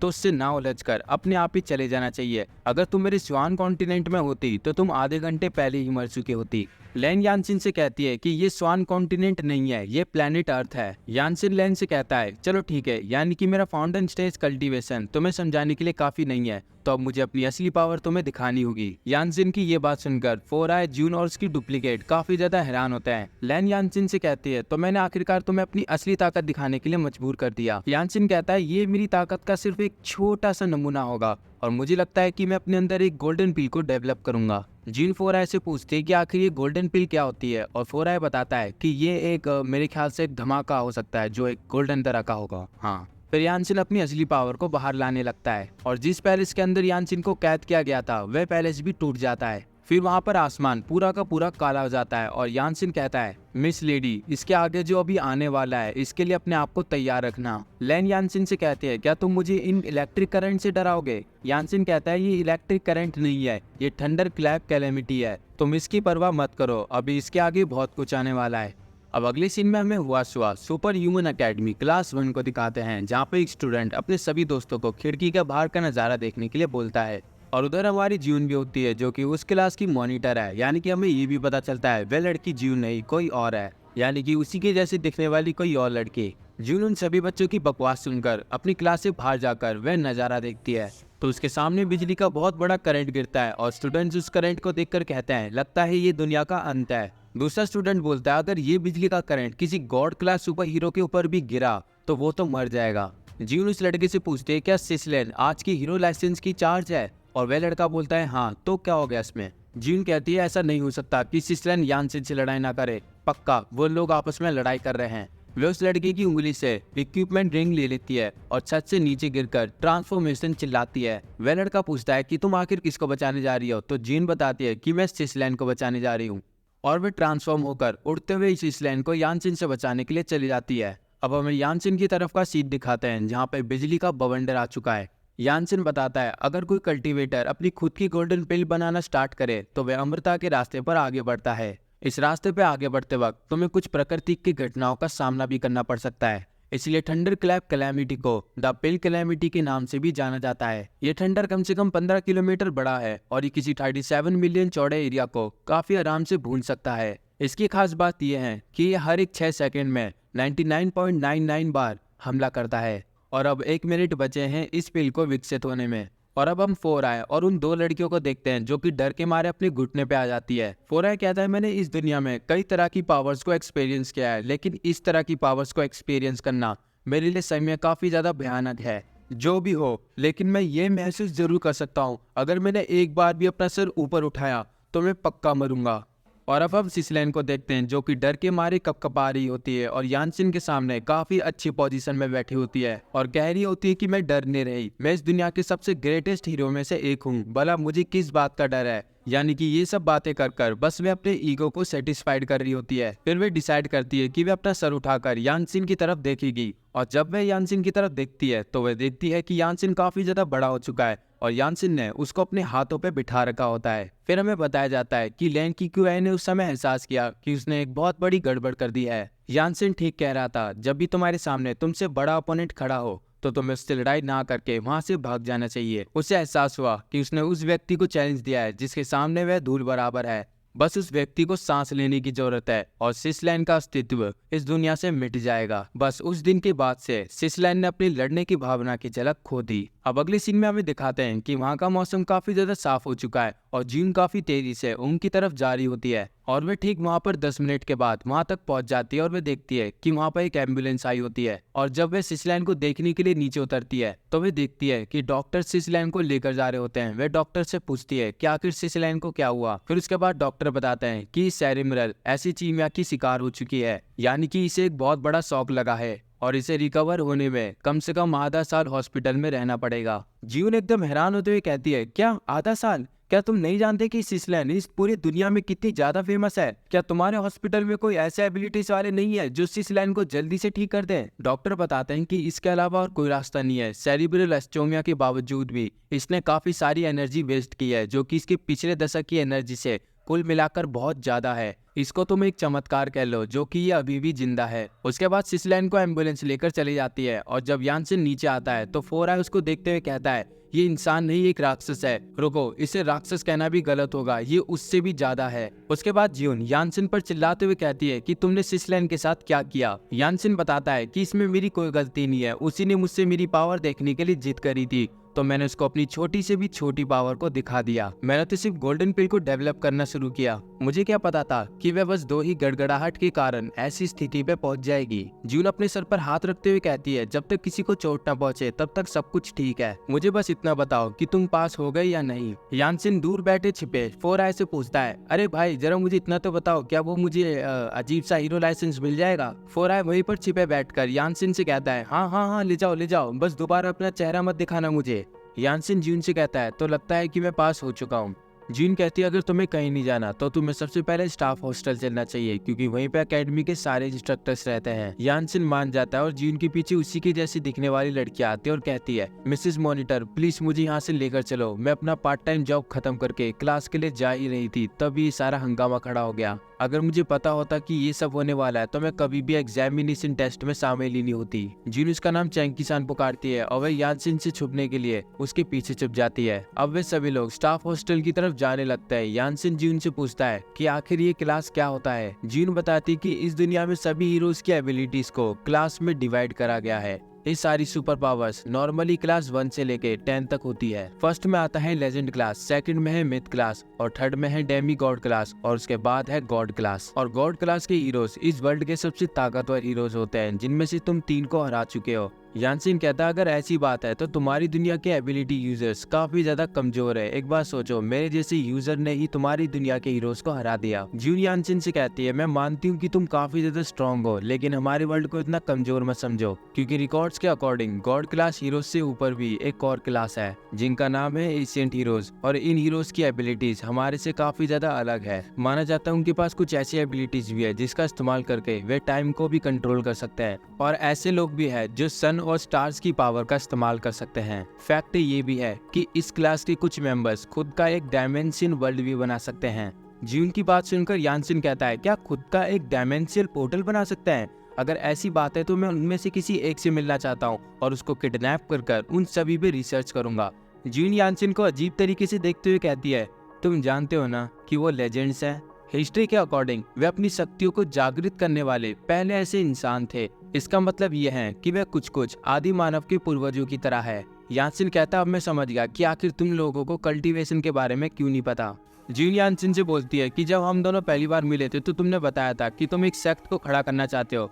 एक बात बताओ, जबकि तुम खुद ही इतने ज्यादा ताकतवर हो तो तुम्हें एक सेक्ट खड़ा करने की क्या जरूरत है? यानसिन कहता है, मेरे मास्टर ने जाने से पहले सेक्ट को मेरे हाथों में सौंप दिया था।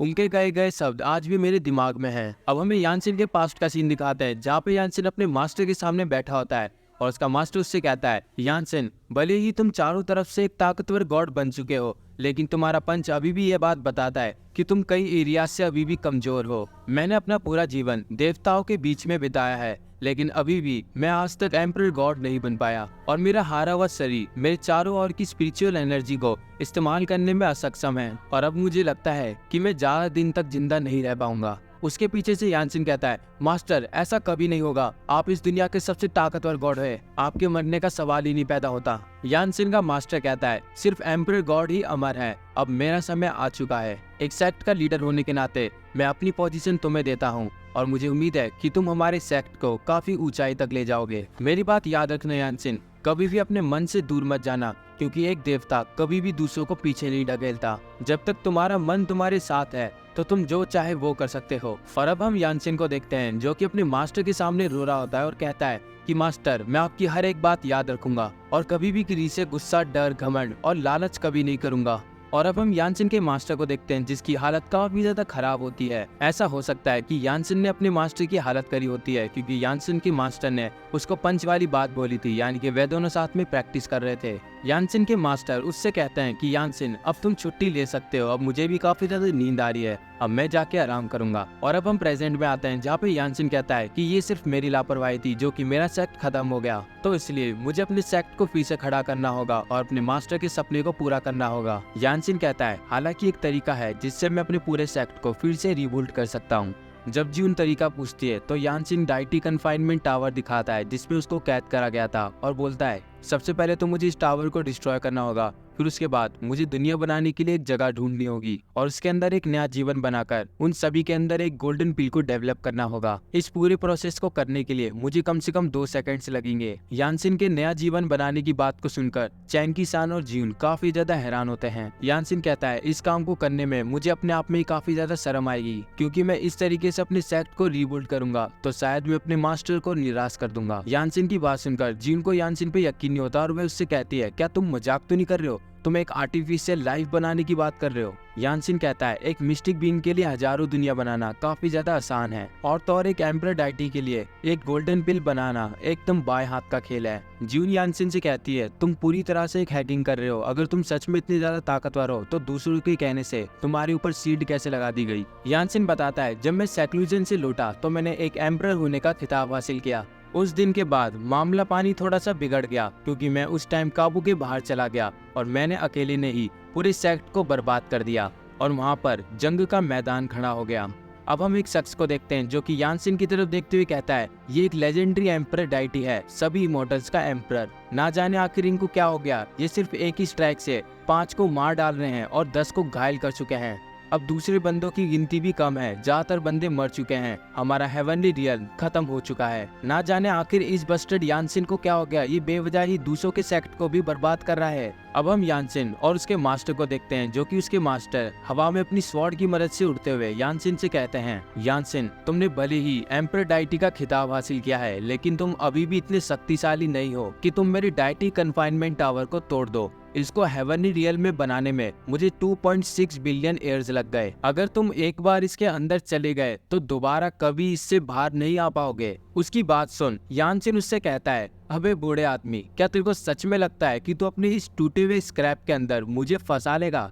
चल देखते हैं कि तू क्या कर सकता है। यानसिन के मास्टर कहते हैं अगर तुम्हें खुद पर इतना ही भरोसा है तो इसके अंदर आकर दिखाओ जरा। और यानसिन बिना कुछ सोचे समझे डाइटी रिफाइनमेंट टावर के अंदर घुस जाता है। उसके बाद यानसिन के मास्टर उस टावर को बंद करके डायमेंशनल पोर्टल खोलकर उस टावर को उस डायमेंशनल पोर्टल में फेंक देते हैं और अपने सभी साथी से कहते हैं कि सभी मिस्टिक बीइंग्स आकर मेरी मदद करो। हम सभी लोग मिलकर इस डायमेंशनल पोर्टल को बंद कर देते हैं क्योंकि ये दोबारा यहाँ तक ना पहुँच सके। फिर यानसिन बोलता है उस दिन के बाद से मैं रहस्यमय तरीके से यहाँ तक पहुँच गया। उन्होंने अनगिनत छोटी से छोटी दुनिया के अंदर हेवनली रियल्म को छुपा दिया ताकि मैं उन लोगों को ढूंढ ना सकूं। उन बूढ़े लोगों ने मुझसे झूठ बोलने की हिम्मत कैसी करी? अगर एक बार मैं अपनी पूरी पावर को पालूं फिर मैं उनको दिखाऊंगा कि उन्होंने किसके साथ खिलवाड़ करा है। अब अगले सीन में हम एकेडमी को देखते हैं जहाँ पे कई सारे न्यूज रिपोर्टर्स वहाँ पर भीड़ जमा के बैठे हैं। वे वहाँ पर इसलिए खड़े होते हैं क्योंकि उस स्कूल के अंदर ग्रेजुएशन एग्जाम हो रहा है और ग्रेजुएशन एग्जाम के अंदर गॉड क्लास के हीरोज आएंगे और वे सभी हीरोज सभी स्टूडेंट्स का टेस्ट लेंगे और ग्रेजुएशन एग्जाम्स के बहाने हम गॉड क्लास के सभी हीरोज का इंटरव्यू भी ले लेंगे।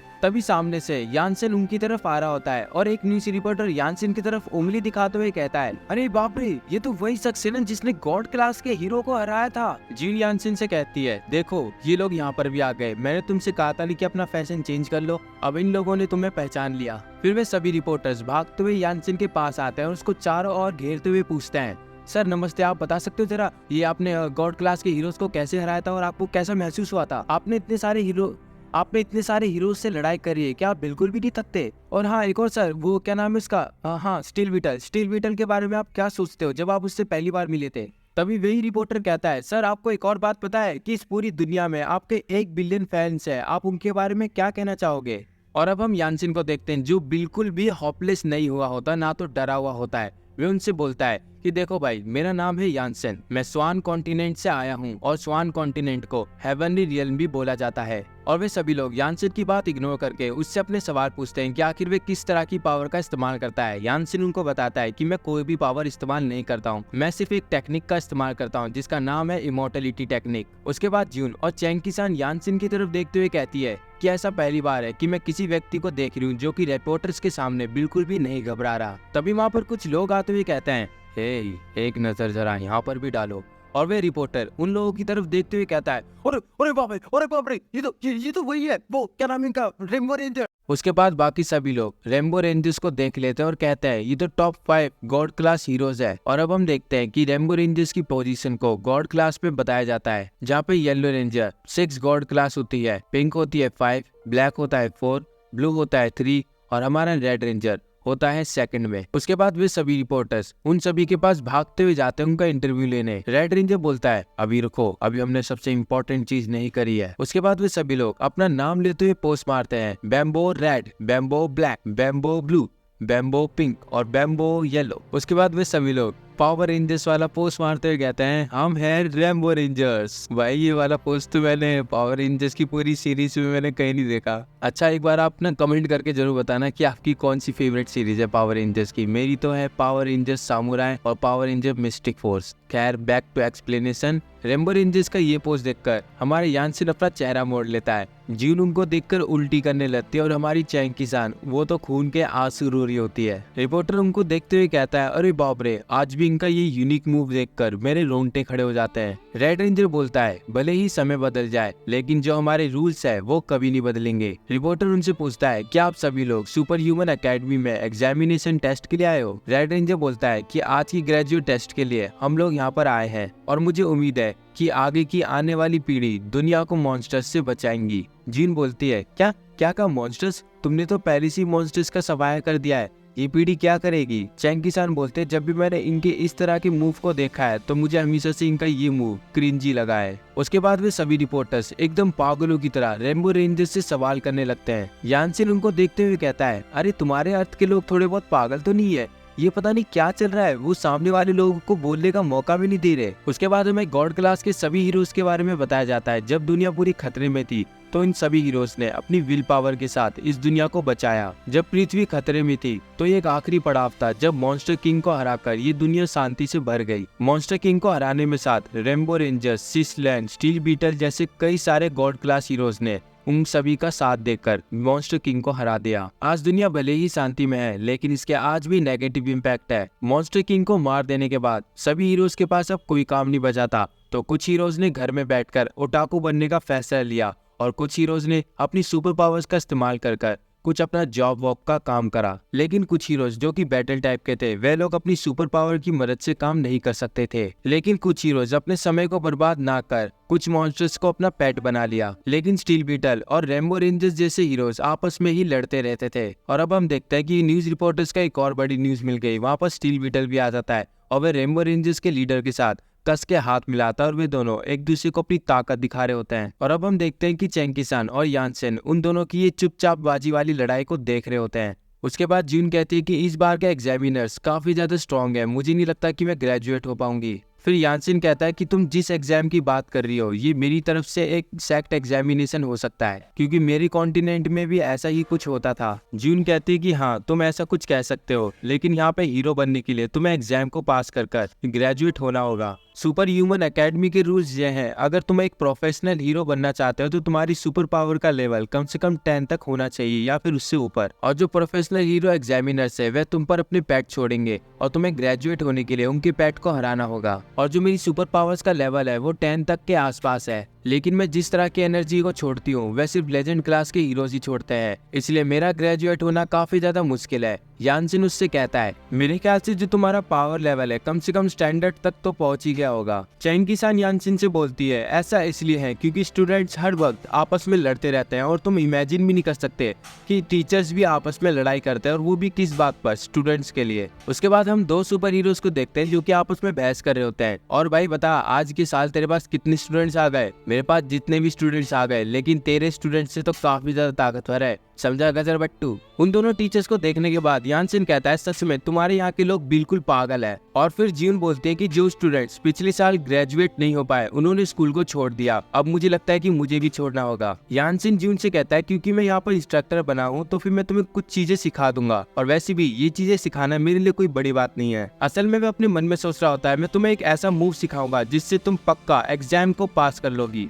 और जून यानसिन के मुंह से ये बात सुनकर काफी ज्यादा खुश हो जाती है और पावर रेंजर्स मेरा मतलब रेम्बो रेंजर्स यानसिन को दूर से देखते हुए बात करने लगते हैं कि आखिर ये शख्स है कौन। शायद मैंने इसको कहीं देखा है, शायद मैंने इस शख्स को टीवी पे देखा है जिसने कई सारे गॉड क्लास के हीरोज को पीटा था। रेड रेंजर येलो रेंजर से बोलता है येलो इसको चेक करके बताओ आखिर इसकी स्ट्रेंथ कितनी है। उसके बाद येलो रेंजर अपने हेलमेट में लगे किसी डिवाइस से यानसिन को स्कैन करती है तो उसका डिवाइस बताता है इसका हाइट है 192 फीट्स और वेट है 82 किलोग्राम्स। एज इसकी अननोन है, सुपर पावर्स इसके पास है नहीं और ये किसी टाइप का हीरो भी नहीं है और फाइटिंग स्ट्रेंथ तो इसकी 5 है। यानसिन की नॉन सुपर पावर देखकर येलो रेंजर काफी ज्यादा हैरान होती है। ब्लैक रेंजर कहता है कि वो देखो वो आसमान में उड़ रहा है, ऐसा हो ही नहीं सकता कि उसके पास कोई सुपर पावर ना हो। लेकिन येलो रेंजर उससे बोलती है कि मेरा जो सुपर पावर सिस्टम है वो मुझसे कभी झूठ बोल ही नहीं सकता, मैंने अभी अभी चेक किया है कि उसके पास कोई सुपर पावर है ही नहीं। ब्लैक रेंजर बोलता है अच्छा चलो मैं समझ गया, यानी कि ये उड़ने के लिए किसी डिवाइस का इस्तेमाल करता है, तो हम इसको स्टील बीटल जैसे हीरोज के बीच में डाल सकते हैं।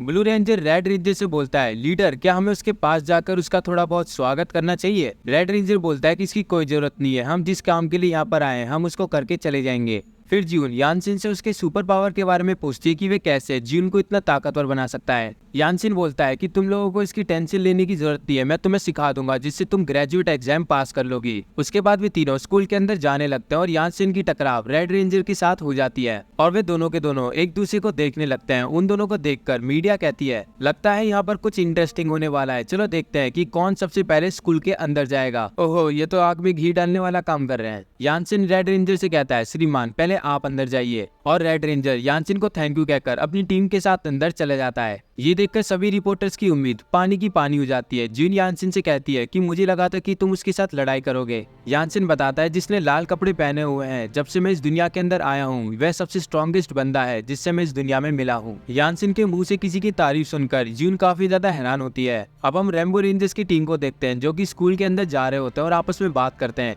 कि आखिर लीडर को क्या हो गया, जब से वो इस इंसान के साथ टकराए हैं वह अब तक कुछ भी नहीं कह रहे। येलो रेंजर कहती है क्या ये उस इंसान की वजह से हो सकता है जो हमसे डर के छिप चुका है। और वह यानसिन को देखने के लिए जब अपना सर घुमाती है तो रेड रेंजर चिल्लाते हुए उससे पीछे मुड़ने के लिए मना करता है और कहता है अगर तुम एक बार भी पीछे मुड़े तो हम सब के सभी लोग मारे जाएंगे।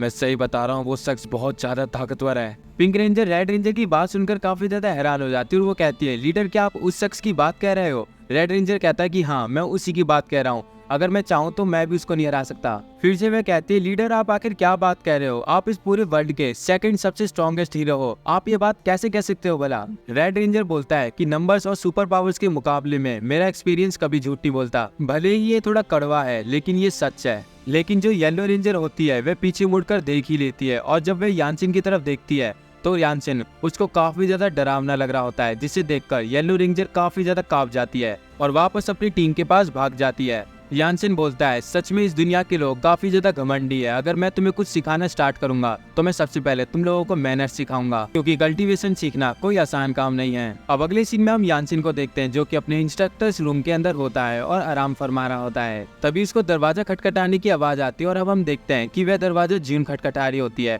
और यानसिन से कहती है कि 2 बातें हैं जो मुझे आपको बोलनी है, प्लीज जल्दी से दरवाजा खोलिए। फिर यानसिन दरवाजा खोल देता है और जून से पूछता है कि तुम अब तक सोई नहीं। जून बोलती है कि कुछ बातें हैं जो कि मुझे आपको बतानी है। पहला तो यह है कि आपका हीरो लाइसेंस बच चुका है और आपने सिसलैंड को हराकर इस पूरे वर्ल्ड के 7th सबसे स्ट्रॉन्गेस्ट हीरो बन चुके हो। और दूसरा ये न्यूज में आपकी बुराई चल रही होती है कि आप फेक सुपर हीरो हो। और अब हम न्यूज को देखते हैं जिस पर रेड रेंजर और यानसिन की थोड़ी सी टकराव की फोटो होती है और उसमें ये लिखा होता है कि मुर्गा फंस गया। वह शख्स सिर्फ अपनी पूरी पावर दिखाने का सिर्फ नाटक करता है, असल में उसके पास कोई पावर नहीं है। और ये सारी न्यूज यानसिन के बारे में होती है। यानसिन अपना हीरो लाइसेंस खोलते हुए कहता है इन बात को छोड़ो, मुझे इनकी बातों से फर्क नहीं पड़ता, तुम बस मुझे ये बताओ कि स्टूडेंट्स कितने हैं जिनको मुझे पढ़ाना है। जून कहती है कि क्लास के अंदर पूरे 42 स्टूडेंट्स हैं, 22 तो मेल हैं और 20 फीमेल्स। यानसिन अपना हीरो लाइसेंस खोलते हुए देखता है कि उसके अंदर उसका नाम ब्लैक रॉब मैन होता है। वह जून से उसके बारे में पूछता है। जून कहती है ऐसा इसलिए जब तुमने एग्जाम को पास किया था तो तुमने अपना नाम बताया ही नहीं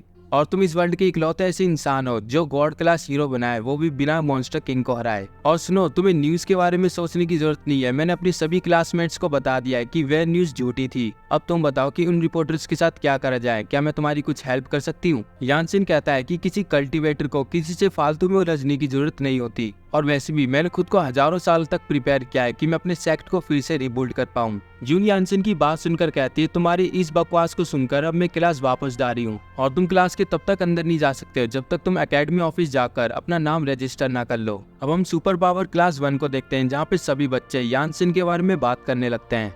हे, क्या तुमने हमारी क्लास टीचर के बारे में सुना है? हाँ मैंने सुना है और मैंने ये भी सुना है कि जो हमने न्यूज सुनी थी टीवी के बारे में वो सारी फेक है। ये बात हमें क्लास मॉनिटर ने बताई। अरे यार तुम फिर से इन सब बातों को लिया है, इन सब बातों को छोड़ो। मैं तो ये जानना चाहता हूँ कि आखिर हमारी टीचर के पास कौन सी पावर है जो कि वो गॉड क्लास हीरो है। अब हम रेन जियाओ नाम के एक स्टूडेंट को देखते हैं जो कि 17 साल का है। उसकी पावर है फायर और वह एक बॉटल टाइप का है और उसने 8 साल की उम्र में स्कूल में कदम रखा था, लेकिन ये आज तक ग्रेजुएट नहीं हो पाया। मैं इसका नाम बाकुगो दूंगा क्योंकि इसकी सुपर पावर और इसका थोड़ा बहुत पर्सनैलिटी बाकुगो जैसा ही है।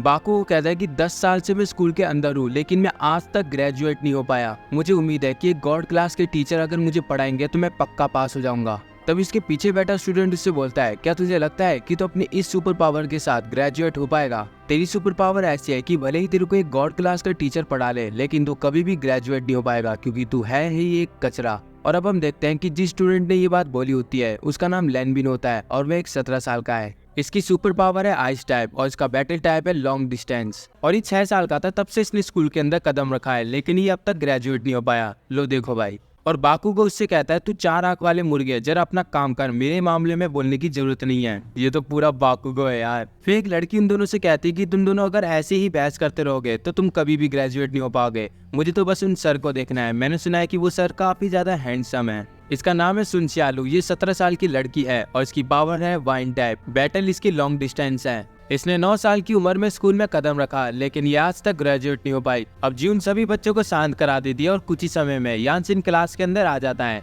यानसिन उन सबको बताता है कि मेरा नाम है यानसिन और मेरा यहाँ पर होना इसका मतलब यह है कि मैं तुम सभी को कल्टीवेट सिखाऊंगा और मुझे उम्मीद है कि तुम अपनी बेचैनी और भावनाओं को त्याग करके एक इमोर्टल बनोगे। टियानसिन सेक्ट्स के फर्स्ट बैच डिसिपल्स, आज आप हमारी पहली क्लास में बेसिक चीजें सीखने वाले हो। मैनर्स, अपनी भावनाओं को त्याग करना और थोड़ा बहुत सबके साथ फैमिलियर बिहेव करना। आज आप हमारे सेक्ट में यही सीखने वाले हो। उसके बाद बाकुगो कहता है कि मैंने सोचा था कि ये सर आएंगे तो मैं ग्रेजुएट हो जाऊंगा लेकिन ये मैंने कभी नहीं सोचा था। इनके आने के बाद ये हमसे 36,000 रूल्स को कॉपी करवाएंगे। मैं पहले ही 200 से ज्यादा बार कॉपी कर चुका हूँ। इन्होंने कहा था अपने ब्रेन को ट्रेन करने के लिए हमें रूल्स को कॉपी करना चाहिए, लेकिन उनके आने के बाद कुछ भी नहीं बदला। जो हमारी क्लास थी वो एकदम चेंज कर दी गई, यहाँ तक कि हमारी यूनिफॉर्म भी चेंज कर दी गई है। अपने माइंड को ट्रेन करने के लिए मुझे ये सब कुछ सहन करना होगा। मैं एक ऐसा बच्चा हूँ जिसको मॉडर्न एजुकेशन को समझना चाहिए, लेकिन ये टीचर मेरा दिमाग का भाजीपाला बना रहा है। उसके बाद हम देखते हैं कि यानसिन सभी बच्चों को पढ़ाता है कि तुम सभी ने सुना होगा कि ये दुनिया गोल है, लेकिन ये पूरा सच नहीं है। असल में ये दुनिया चपटी है और ये तुम्हारी टीचर का कहना है। इस दुनिया को 2 भागों में डिवाइड करा गया है, जहाँ पे मॉर्टल्स रहते हैं और दूसरे में इमॉर्टल्स रहते हैं। मॉर्टल्स के लिए कल्टीवेशन 4 भागों में डिवाइड करा गया है। एक तो है qi cultivation, spirit cultivation, spirit refinement और डाओकोलेसेंस। और ये ही नहीं, इमॉर्टल्स को भी 4 भागों में डिवाइड करा गया है। पहला है फाउंडेशन स्टेबलाइजमेंट, इस हेवनली डाइटी, और दूसरा है गोल्डन पिल फॉर्मेशन, गोल्डन डाइटी। तीसरा है नेसेंट सोल, इस मेटा डाइटी, और फोर्थ है ट्रांसम्यूटिंग, इस ट्रांसेंडेंट डाइटी। ट्रांसेंडेंट डाइटीज को गॉड नहीं कहा जाता, उनको सिर्फ मिस्टिक बींग्स कहा जाता है। उसके बाद जून यानसिन से इमॉर्टल्स के बारे में पूछती है। यानसिन बताता है कि इमॉर्टल्स उनको कहा जाता है जो स्वर्ग और नरक में जा सकते हैं। इसको इमॉर्टलिटी कहते हैं। जब तुम इमॉर्टल बन जाओगी तो तुम्हारे पास लॉन्गेविटी में से एक स्काई होगा। उसके बाद यानसिन सभी स्टूडेंट से पूछता है कि मुझे आप सभी से एक सवाल पूछना है कि आप सभी लोग कल्टीवेट क्यों कर रहे हो। उसके बाद जून एकदम जोश से और चिल्लाते हुए कहती है कि मैं कल्टीवेट इसलिए कर रही हूँ क्योंकि मैं ग्रेजुएट बन जाऊँ और सबसे ताकतवर सुपर हीरो बन जाऊँ। उसकी बात सुनकर यानसिन अपने हाथ में पकड़ी बुक को जून के सर पे मारता है और सबको बताता है कि कल्टीवेशन रॉब झाड़ने के लिए नहीं है, ये तो सिर्फ तुम्हारे ईगो को खत्म करने के लिए है। लॉन्गेविटी में से एक डाओ का पालन करो। फिर जिन यानसिन से पूछती है कि इमॉर्टल बनने के बाद जब हमारे पास स्काई लॉन्गेविटी होगी तो हमें कल्टीवेशन करने की क्या जरूरत है। यानसिन जिन से पूछता है कि आसमान अगर अचानक से गायब हो जाए तो तुम क्या करोगी। और यानसिन का ये जवाब सुनकर जून थोड़ा बहुत कंफ्यूज हो जाती है और कुछ बोलती नहीं है। और यानसिन की बात सुनकर बाकुगो को काफी ज्यादा गुस्सा आ रहा होता है। उसे लगता है कि यानसिन की जो बातें हैं उसको ग्रेजुएट होने से कोई भी लेना देना नहीं है। यानसिन कहता है अगर मिस्टिक बींग्स स्काई या फिर स्पिरिचुअल एनर्जी जैसी चीज को अपने आप ही खुद से बना ले तो वे लोग मर जाएंगे। और अगर तुम चाहो तो ऐसा नहीं होगा। अगर तुम सभी डाइटीज के एम्परर बन जाओ और सभी डाइटीज का एम्परर बनने के बाद तुम स्पिरिचुअल लॉन्गेविटी को प्राप्त कर लोगे। उसके बाद बाकुगो एकदम चिल्लाते हुए कहता है बस करो, मुझे और नहीं सुन रहा है एम्प्रेडाइटिस के बारे में। तुम बस शुरू से लेके बकवास करे जा रहे हो, कोई भी यूजफुल चीज हमें सिखा ही नहीं रहे हो। और क्या ये हमें बार बार रूल्स को नोटबुक में कॉपी करना चाहिए? नहीं, ये घंटा हमारा माइंड ट्रेन कर रहा है। इस दुनिया में गरीब, फेमस और अमीर लोगों की टेक्नोलॉजी पर ही डिपेंड रहना पड़ता है। ये बस हम लोगों के हाथों में कि हम लोग कितनी मेहनत करते हैं। तुम तो एक टीचर हो, तुम्हें तो हमें सुपर पावर के बारे में पढ़ाना चाहिए था। तुम तो बस ये लॉन्गेविटी जैसी बकवास पढ़ा रहे हो। क्या है इन सब में? उसके बाद बाकुगो अपने सर में पहनी टोपी को जमीन पे फेंकता है और क्लासरूम के डोर को पकड़ते हुए कहता है कि मैं जा रहा हूँ स्कूल के बाहर आसपास की किसी लड़की के साथ फ्लर्ट करने। अगर किसी को आना है तो मेरे साथ आ जाओ। फिर वह धड़ाम से दरवाजा बंद कर वहां से चला जाता है। उसके बाद स्टूडेंट्स यानसिन की तरफ देखते हुए सोचते हैं कि अब मुझे नहीं लगता कि टीचर उसको ग्रेजुएट करने वाले हैं। टीचर गॉड क्लास हीरो में नंबर 7 में आता है। अगर कोई भी गॉड क्लास टीचर इस तरह की हरकत देख लेता वो तो बिल्कुल भी बर्दाश्त नहीं करता। उसके बाद यानसिन अपनी बात को कंटिन्यू करने लगता है और बच्चे यानसिन की तरफ देखते हुए सोचते हैं कि हमारे टीचर सच में गुस्सा नहीं हुए। मुझे लगा कि गुस्सा होंगे वो, शायद वे बाकी टीचर से थोड़ा बहुत अलग है। फिर लेनबिन मुस्कुराते हुए कहता है कि बाकुगो में अगर बर्दाश्त करने की हिम्मत नहीं है तो वो कैसे ग्रेजुएट होगा। उसके बाद सभी स्टूडेंट्स लेनबिन की तरफ देखते हुए कहते हैं कि जरा इसको देखो, ये तो काफी शांति से टीचर की बात सुन रहा है। सच में इसमें कोई शक नहीं कि ये बाकुगो से काफी ज्यादा ताकतवर है। फिर लेनबिन अपने मन में सोचता है भले ही मैं बाहर से कितना भी दिखा लूं कि मैं बाहर काफी ज्यादा शांत हूँ, लेकिन मैं अंदर ही अंदर घर जाने की जिद कर रहा हूँ। अगले सीन में हमें दिखाता है कि जून और यानसिन स्कूल के ग्राउंड में आ जाते हैं जहाँ पर सभी स्टूडेंट्स और टीचर्स अपनी पावर को टेस्ट करते हैं। और जून यानसिन से कह रही होती है कि तुम बाकुगो की बात से नाराज मत होना, वो कई टाइम से ग्रेजुएट नहीं हुआ है इसलिए वह थोड़ा बहुत ऐसे ही है। यानसिन बोलता है कि मैं बिल्कुल भी बुरा नहीं माना हूँ, कल्टीवेट करना ये सिर्फ उसकी मर्जी है कि वह कल्टीवेट करना चाहता है या नहीं। जीन कहती है कि ये जगह काफी ज्यादा बड़ी है, इस जगह पे प्रैक्टिस करना काफी ज्यादा अच्छा रहेगा और आपने मुझे एक मूव सिखाने को कहा था जिससे मैं ग्रेजुएट हो पाऊँ। क्या वो सच में मूव ऐसा है जिससे मैं ग्रेजुएट हो पाऊंगी? यानसिन कहता है ये कल्टीवेशन टेक्निक है, इसका इस्तेमाल एक नॉर्मल मार्शल आर्टिस्ट भी कर सकता है और तुम्हारे जो एग्जाम है इसको निपटने के लिए तुम्हें इस टेक्निक का इस्तेमाल जरूर करना चाहिए। जून कहती है तो जल्दी से सिखाओ, एग्जाम सिर्फ 1 महीने बाद है। और यानसिन जून से कहता है इसका इस्तेमाल करने के लिए तुम्हें अपनी स्पिरिचुअल एनर्जी को फील करना होगा। अब अगले सीन में हम बाकुगो को देखते हैं जो कि नदी में पत्थर फेंकते हुए कहता है कि मैं यकीन ही नहीं कर सकता कि वह बस्टर्ड गॉड क्लास नंबर 7 में है। मुझे तो ये भी नहीं लगता कि वो ताकतवर है कहीं से भी। और वापस स्कूल जाने के बाद वह देखता है कि स्कूल के ग्राउंड में यानसिन और जून खड़े होते हैं।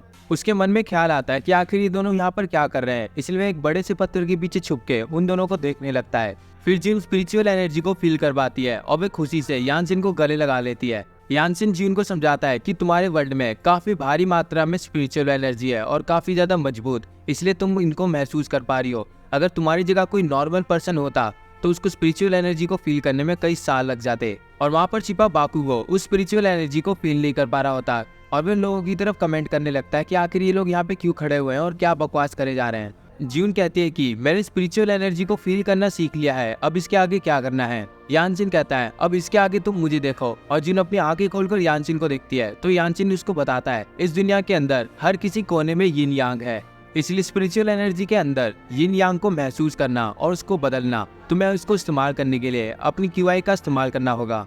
और जब तुम अपनी QI की मदद से स्पिरिचुअल एनर्जी के अंदर यिन यांग को जोड़ लोगी तो एक लाइफ बनेगी। और अब हम देखते हैं कि यानसिन अपनी QI का इस्तेमाल करते हुए स्पिरिचुअल एनर्जी के अंदर यिन यांग को जगा देता है जो कि होते हैं 2 ड्रैगन्स। और भी ड्रैगन्स गोल्डन कलर के होते हैं जो कि काफी ज्यादा सुंदर है। और जब हमारा बाकुगो उन ड्रैगन्स को देखता है तो वो एकदम हक्का बक्का हो जाता है। आखिरकार यानसिन ने जो बाकुगो को सिखाया था वो वेस्ट नहीं गया। फाइनली बाकुगो कम से कम यिन यांग को देख पा रहा है और जून यिन यांग को देखकर काफी ज्यादा खुश होती है। यानसिन उसको बताता है कि अगर तुम चाहो तो अपनी स्पिरिचुअल एनर्जी को एक लाइफ में भी बदल सकते हो, यानी कि एक जीवन में भी। फिर यानसिन यिन यांग को अपने हाथ में बुलाकर एक बॉल के अंदर कन्वर्ट कर देता है, एकदम छोटी सी बॉल, और वह इसको बॉल को काफी तेजी से फेंक के मारता है जिससे यिन यांग काफी तेजी से जा रहे होते हैं और पूरी दुनिया का चक्कर काटने लगते हैं। जब वे स्कूल के बैकग्राउंड की तरफ आने ही वाले होते हैं तो यानसिन कहता है एक्सप्लोज, और तभी वहाँ पे एक बहुत बड़ा धमाका होता है जिसके प्रभाव से जो जून होती है वो पीछे गिरने लगती है, लेकिन यानसिन उसको बचा लेता है और जो हमारा बाकुगो है वो उस पत्थर को कस के पकड़ लेता है क्योंकि वो भी पीछे ही गिरने वाला होता है।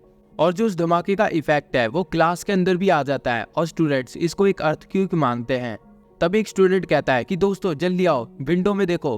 और वे देखते हैं कि जो स्कूल का ग्राउंड है वहाँ पे एक बहुत तगड़ा वाला धमाका हुआ होता है। उस धमाके को देखने के बाद वे आपस में बात करने लगते हैं, क्या ये कोई न्यूक्लियर बॉम्ब है या फिर कुछ और। उस धमाके को देखने के बाद जीन यानसिन से कहते हैं कि यानसिन, तुम एक नंबर के डेविल और एक बेवकूफ इंसान हो, तुमने आखिर स्कूल के ग्राउंड का क्या हाल कर दिया। यानसिन उससे कहता है, जैसे कि मैंने तुमको समझाया था कि जितनी तुम्हारी क्यूआई कैपेसिटी होगी उतना ही ताकतवर तुम्हारा अटैक होगा, और ये तो मेरी क्यूआई कैपेसिटी का एक छोटा सा नमूना है। और जो हमारा बाकुगो है वो यानसिन को एकदम गुड होके देखने लगता है।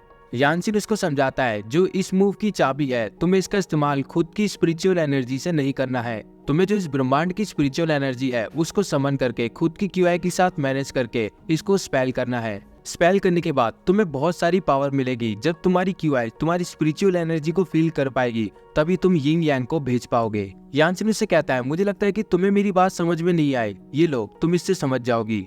और अब हम देखते हैं कि यानसिन ने जिन को QI capacity forming dragon technique की बुक दी होती है, यानी कि यानसिन ने जो भी जिन को बताया होता है वह सब कुछ इस बुक के अंदर है। जिन उसको थोड़ा बहुत पढ़ती है और यानसिन से कहती है कि इसमें जो भी स्टेमिना, स्पिरिचुअल एनर्जी, जो भी बकवास चीजें लिखी है वो सब कुछ आपने लिखी है। यानसिन इसको बताता है, जब मैं 6 साल की उम्र में था तो मैं एक सेक्ट के अंदर दाखिल हुआ जिसमें मेरे मास्टर जो थे वे हमारा इनर सेक्ट के अंदर एग्जाम लेने वाले थे, लेकिन मेरी क्यूआई की जो क्षमता थी वह इतनी ज्यादा थी नहीं, तो इसलिए मुझे इस तरह की सेमलेस टेक्निक को लिखना पड़ा। जिन यानसिन से कहते हैं कि अब मैं समझ गए कि आपके मास्टर कभी भी आपको किसी से लड़ने नहीं देते थे क्योंकि उनको डर था कि आप किसी को मार ना डालो। यानसिन जिन से कहता है, हाँ तुम एक तरह का सही कह रही हो। और जो हमारा बाकुगो है एकदम गुड इंसान की तरह उन दोनों की तरफ देख रहा होता है। अब हमें अगले दिन का सीन दिखाते हैं जहाँ पे एक पोस्टर होता है जिसमें लिखा होता है, मिस्टर यान मुझे माफ कर दीजिए, मैं चाहता हूँ कि आप मुझे कल्टीवेट सिखाएं। और अब हम देखते हैं कि वो बोर्ड और किसी ने नहीं, हमारे बाकुगो ने लगाया होता है अपनी गलती को माफ करने के लिए। कुछ स्टूडेंट्स आते हुए कहते हैं कि तुम ये ड्रामा यहाँ पर क्यों कर रहे हो, कहीं और जाके करो। और बाकुगो उन पे चिल्लाते हुए कहता है, अगर तुम पके हुए चिकन नहीं बनना चाहते तो यहाँ से दफा हो जाओ। तभी हम देखते हैं कि वहाँ पे एक और शख्स आता है। बाकुगो को लगता है कि वहाँ पे फिर से कोई स्टूडेंट आ गया और वो स्टूडेंट को काफी जोर जोर से गाली देने लगता है। वहाँ पर कोई स्टूडेंट नहीं बल्कि उनका टीचर होता है। यानसिन बाकुगो से पूछता है कि आखिर तुम अपने घुटने टेक कर यहाँ पे क्यों बैठे हो। बाकुगो यानसिन से कहता है कि टीचर मुझे माफ कर दीजिए, आइंदा से मैं ऐसी गलती नहीं करूंगा, प्लीज मुझे कल्टीवेट करना सिखाइए। बाकुगो को इस तरीके से माफी मांगते देख यानसिन उसको माफ कर देता है और कहता है कि किसी डिसेबल को इस तरीके से माफी नहीं मांगनी चाहिए, उठो और वापस अपनी क्लास में जाओ। और जब यानसिन बाकुगो को माफ कर देता है तो बाकुगो काफी ज्यादा खुश होता है। उसके बाद वे जिन और यानसिन को काफी इज्जत के साथ क्लास के अंदर एंटर करने के लिए बोलता है। जिन बाकुगो को देखते हुए कहती है कि कल ये कुछ और था, अब इसको क्या हो गया। यानसिन जिन से कहता है, शायद इसने कल हमें कल्टीवेट करते हुए देख लिया होगा। बाकुगो कल के अटैक के बारे में सोचने लगता है कि वे कितना ज्यादा ताकतवर था। सिर्फ टीचर ने अपनी उंगली घुमाई और इतनी ताकतवर एनर्जी छोड़ी। मैं लेनबिन को इसके बारे में बिल्कुल भी नहीं बताऊंगा और उससे पहले ही ग्रेजुएट हो जाऊंगा इस टेक्निक को सीख कर। फिर बाकुगो जब अपनी सीट पे बैठने के लिए जाता है तो एक स्टूडेंट उससे बोलता है कि जरा मुझसे दूर होके बैठो, तुमसे काफी गंदी बदबू आ रही है। और बाकुगो उस पे चिल्लाते हुए कहता है कि अपना मुंह बंद कर। और वह याद करता है कि कल जब उसको काफी जोर से गुस्सा आया था तो उसने गुस्से के कारण यानसिन के दिए हुए कपड़े को फेंक दिया था। और जब वह वापस अपने कूड़े की ड्रम पे यूनिफॉर्म लेने के लिए गया तो वो वहाँ पे नहीं थे और वह ढूंढते ढूंढते कूड़े के खंडर पे चले जाता है। जब उसको वह यूनिफॉर्म मिल जाती है तो उसमें काफी जोर से बदबू आ रही होती है और उसको धोने के बावजूद भी उसकी बदबू मिटती नहीं है। उसके बाद जो लेनबिन का दोस्त है वह उसको बताता है कि जो बाकुगो है वो क्लासरूम के गेट पर अपने घुटने टेक के टीचर से माफी मांग रहा था। और उसकी बात सुनकर लेनबिन को उस पर यकीन नहीं होता, लेकिन उसका शक अभी भी बाकुगो पर है। उसके बाद यानसिन क्लास को शांत कराते हुए कहता है कि क्लास सभी मेरी बात ध्यान से सुनो कि जो मैंने रूल्स तुम लोगों को कॉपी कराने के लिए बोले थे, मुझे लगता है कि वे सभी रूल्स तुम्हारे दिमाग में अच्छी तरीके से बैठ चुके हैं, तो इसलिए कुछ समय के लिए हम रूल्स को कॉपी करने के लिए ब्रेक लेंगे। और यानसिन की बात सुनकर क्लास के अंदर 2 बच्चे काफी ज्यादा खुश होकर कहते हैं कि आखिरकार हमें रूल्स को कॉपी करने से छुटकारा मिला। फिर यानसिन पलक झपकते ही एक बच्चे की गुद्दी पर चटैक लगाता है और दूसरे से कहता है कि मैं देख रहा हूँ कि तुम लोगों को रूल्स तोड़ने में काफी ज्यादा मजा आता है, तो तुम्हारी सजा यह है कि तुम उन सभी रूल्स को 36,000 बार फिर से कॉपी करोगे, वो भी रिवर्स ऑर्डर में। अब कुछ समय बाद ग्रेजुएशन एग्जाम शुरू हो जाता है और लोग काफी खुशी के साथ ग्रेजुएशन एग्जाम देखने के लिए जाते हैं। उसके बाद एक रिपोर्टर एकदम चिल्लाते हुए कहता है, तो हेलो दोस्तों, आपका सभी का स्वागत है बीबी लाइव ब्रॉडकास्ट में। आज हम सुपर ह्यूमन एकेडमी के ग्रेजुएशन एग्जाम को लाइव ब्रॉडकास्ट करेंगे। अभी एक शख्स उस रिपोर्टर से कहता है, हे आखिर तुम हो कौन? और वह कहता है, क्या मतलब है मैं हूँ कौन? मैं वो हूँ जो आज सभी की बैटल को लाइव ब्रॉडकास्ट करेगा। ये एक बहुत बड़ी बात है, एक पीसफुल जगह में एक बहुत बड़ी बैटल होने वाली है। इसके अलावा अकेडमी के अंदर सभी स्टूडेंट्स को ग्रेजुएट हुए 21 साल हो चुके हैं। अगर इस साल भी सुपर ह्यूमन अकेडमी के अंदर कोई भी स्टूडेंट ग्रेजुएट नहीं हुआ तो अकेडमी एकदम बैंकरप्ट हो जाएगी और एक नया रिकॉर्ड भी बना लेगी जहाँ पे कोई भी स्टूडेंट आज तक ग्रेजुएट नहीं हुआ। फिर अकेडमी का प्रिंसिपल कहता है कि मेरी बेटी मैंकी, आज तुम जैसे तैसे बस ग्रेजुएट हो जाओ। उसके बाद एक शख्स उस रिपोर्टर से कहता है कि आज के एग्जामिनर रेम्बो रेंजर्स है और जरा तुम इस शख्स को देख सकते हो जिसका नाम है ब्लैक रॉब मैन। ये एक नंबर का फेकू चंद है, इसके बारे में तो न्यूज में भी आ चुका है। लेकिन जो रिपोर्टर होता है यानसिन के बारे में सुनकर अपने मन में सोचता है जो इस शख्स के बारे में ये बात कर रहा है उसकी ताकत तो मैंने अपनी आंखों के सामने देख रखी है। अगर ये लोग इसको कमजोर समझने की भूल कर रहे हैं तो ये लोग एक नंबर के बेवकूफ है। खैर छोड़ो, अब देखते हैं कि आगे इसकी क्या होने वाला है।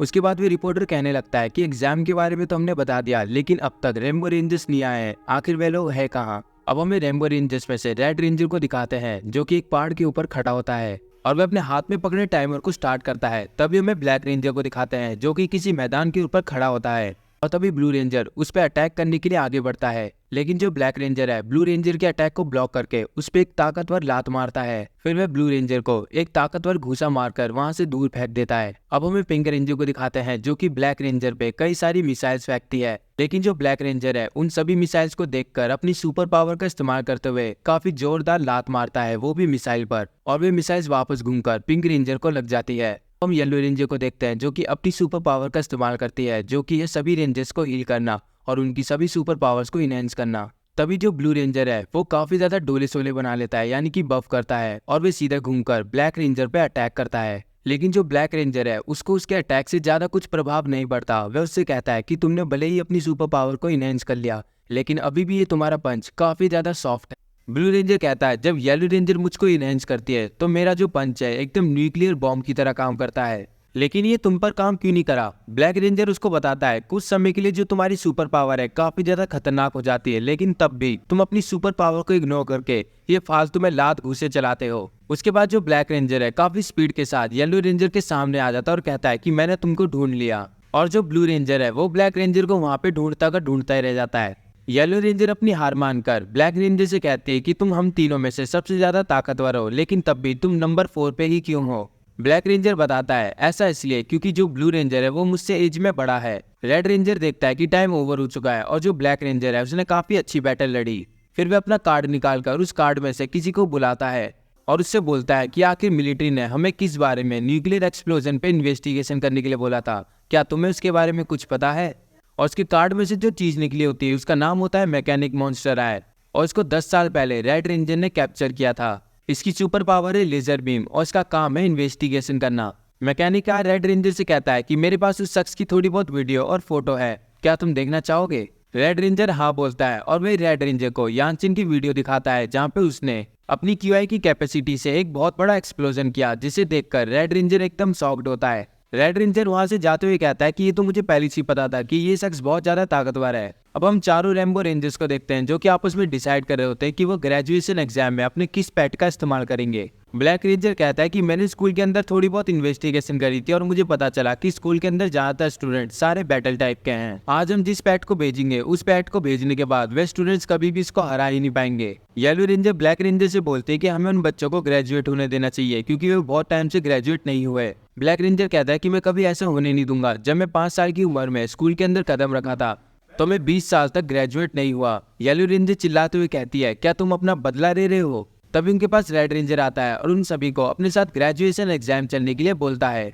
अब हम ग्रेजुएशन एग्जाम का सीन देखते हैं जहाँ पे कई सारे लोग अपने बच्चों को सपोर्ट कर रहे होते हैं चिल्ला कर। उसके बाद क्लास 1 से यानसिन के स्टूडेंट्स आते हैं और यानसिन को देखकर सभी लोग आपस में बात करने लगते हैं। अरे ये तो वही ब्लैक रॉब मैन है, मैंने कभी नहीं सोचा था कि ये क्लास 1 के स्टूडेंट्स को पढ़ाएगा। अगर इस शख्स ने क्लास 1 के स्टूडेंट्स को पढ़ाया होगा तो क्लास 1 के सभी स्टूडेंट्स कभी भी ग्रेजुएट नहीं होंगे। तभी वहाँ पर एंट्री होती है रेम्बो रेंजर्स की और रेम्बो रेंजर्स को देखकर वहाँ के सभी लोग काफी ज्यादा खुश हो जाते हैं। उसके बाद हम देखते हैं कि जून इन सभी रेम्बो रेंजर्स को देखने के बाद कहती है कि रेम्बो रेंजर्स हमेशा किसी ऊंची जगह पर चढ़कर हमेशा शो ऑफ करते हैं। और जो बाकुगो होता है वो कहता है कि 10 साल से मैं बस यही देखता आया हूँ। रेड रेंजर कहता है कि इस बार का जो एग्जाम है हमने थोड़ा बहुत डिफरेंट करा है। क्लास के सभी स्टूडेंट्स अपना एक ग्रुप बनाकर साथ में एग्जाम दे सकते हैं। जो भी स्टूडेंट 3 मिनट के अंदर एग्जाम हॉल में टिका रहा वही पास होगा। और ये बात सुनकर यानसिन के स्टूडेंट्स काफी ज्यादा खुश हो जाते हैं और कहता है कि हमें बस 3 मिनट के अंदर एग्जाम हॉल के अंदर टिकना है और हम पास हो जाएंगे। लेकिन जो बाकुगो है उन लोगों पे चिल्लाकर उन लोगों को शांत कर देता है। जीन यानसिन से कहते हैं कि मुझे नहीं लगता कि आज का मैं ग्रेजुएशन एग्जाम को पास कर पाऊंगी। और तभी यानसिन जीन के सर पे हाथ रख के उससे कहता है कि तुम ज्यादा सोचो मत, कल्टीवेट करने के लिए तुम्हें अपने माइंड को फ्रेश करना होगा और मुझे यकीन है कि मेरी दी टेक्निक का इस्तेमाल करके तुम पक्का पास होगी। और जो जीन होती है यानसिन का हाथ रखने पर काफी ज्यादा ब्लश करने लगती है। तो आज के पार्ट में बस इतना ही। अगले पार्ट में हम देखेंगे कि सुपर ह्यूमन एकेडमी के अंदर एक मॉन्स्टर आ जाता है और उसको रोकने के लिए बाकुगो और लैनबेन आपस में टीम अप करेंगे। और हमारी जो ज्यून है क्या वो यिंग यांग टेक्निक का इस्तेमाल करके ग्रेजुएट हो पाएगी या नहीं, इन सभी सवालों का जवाब मिलेगा आपको अगले पार्ट में। अगर आपको एक्सप्लेनेशन पसंद आती है तो चैनल को सब्सक्राइब और वीडियो को लाइक कर दीजिएगा। शुक्रिया।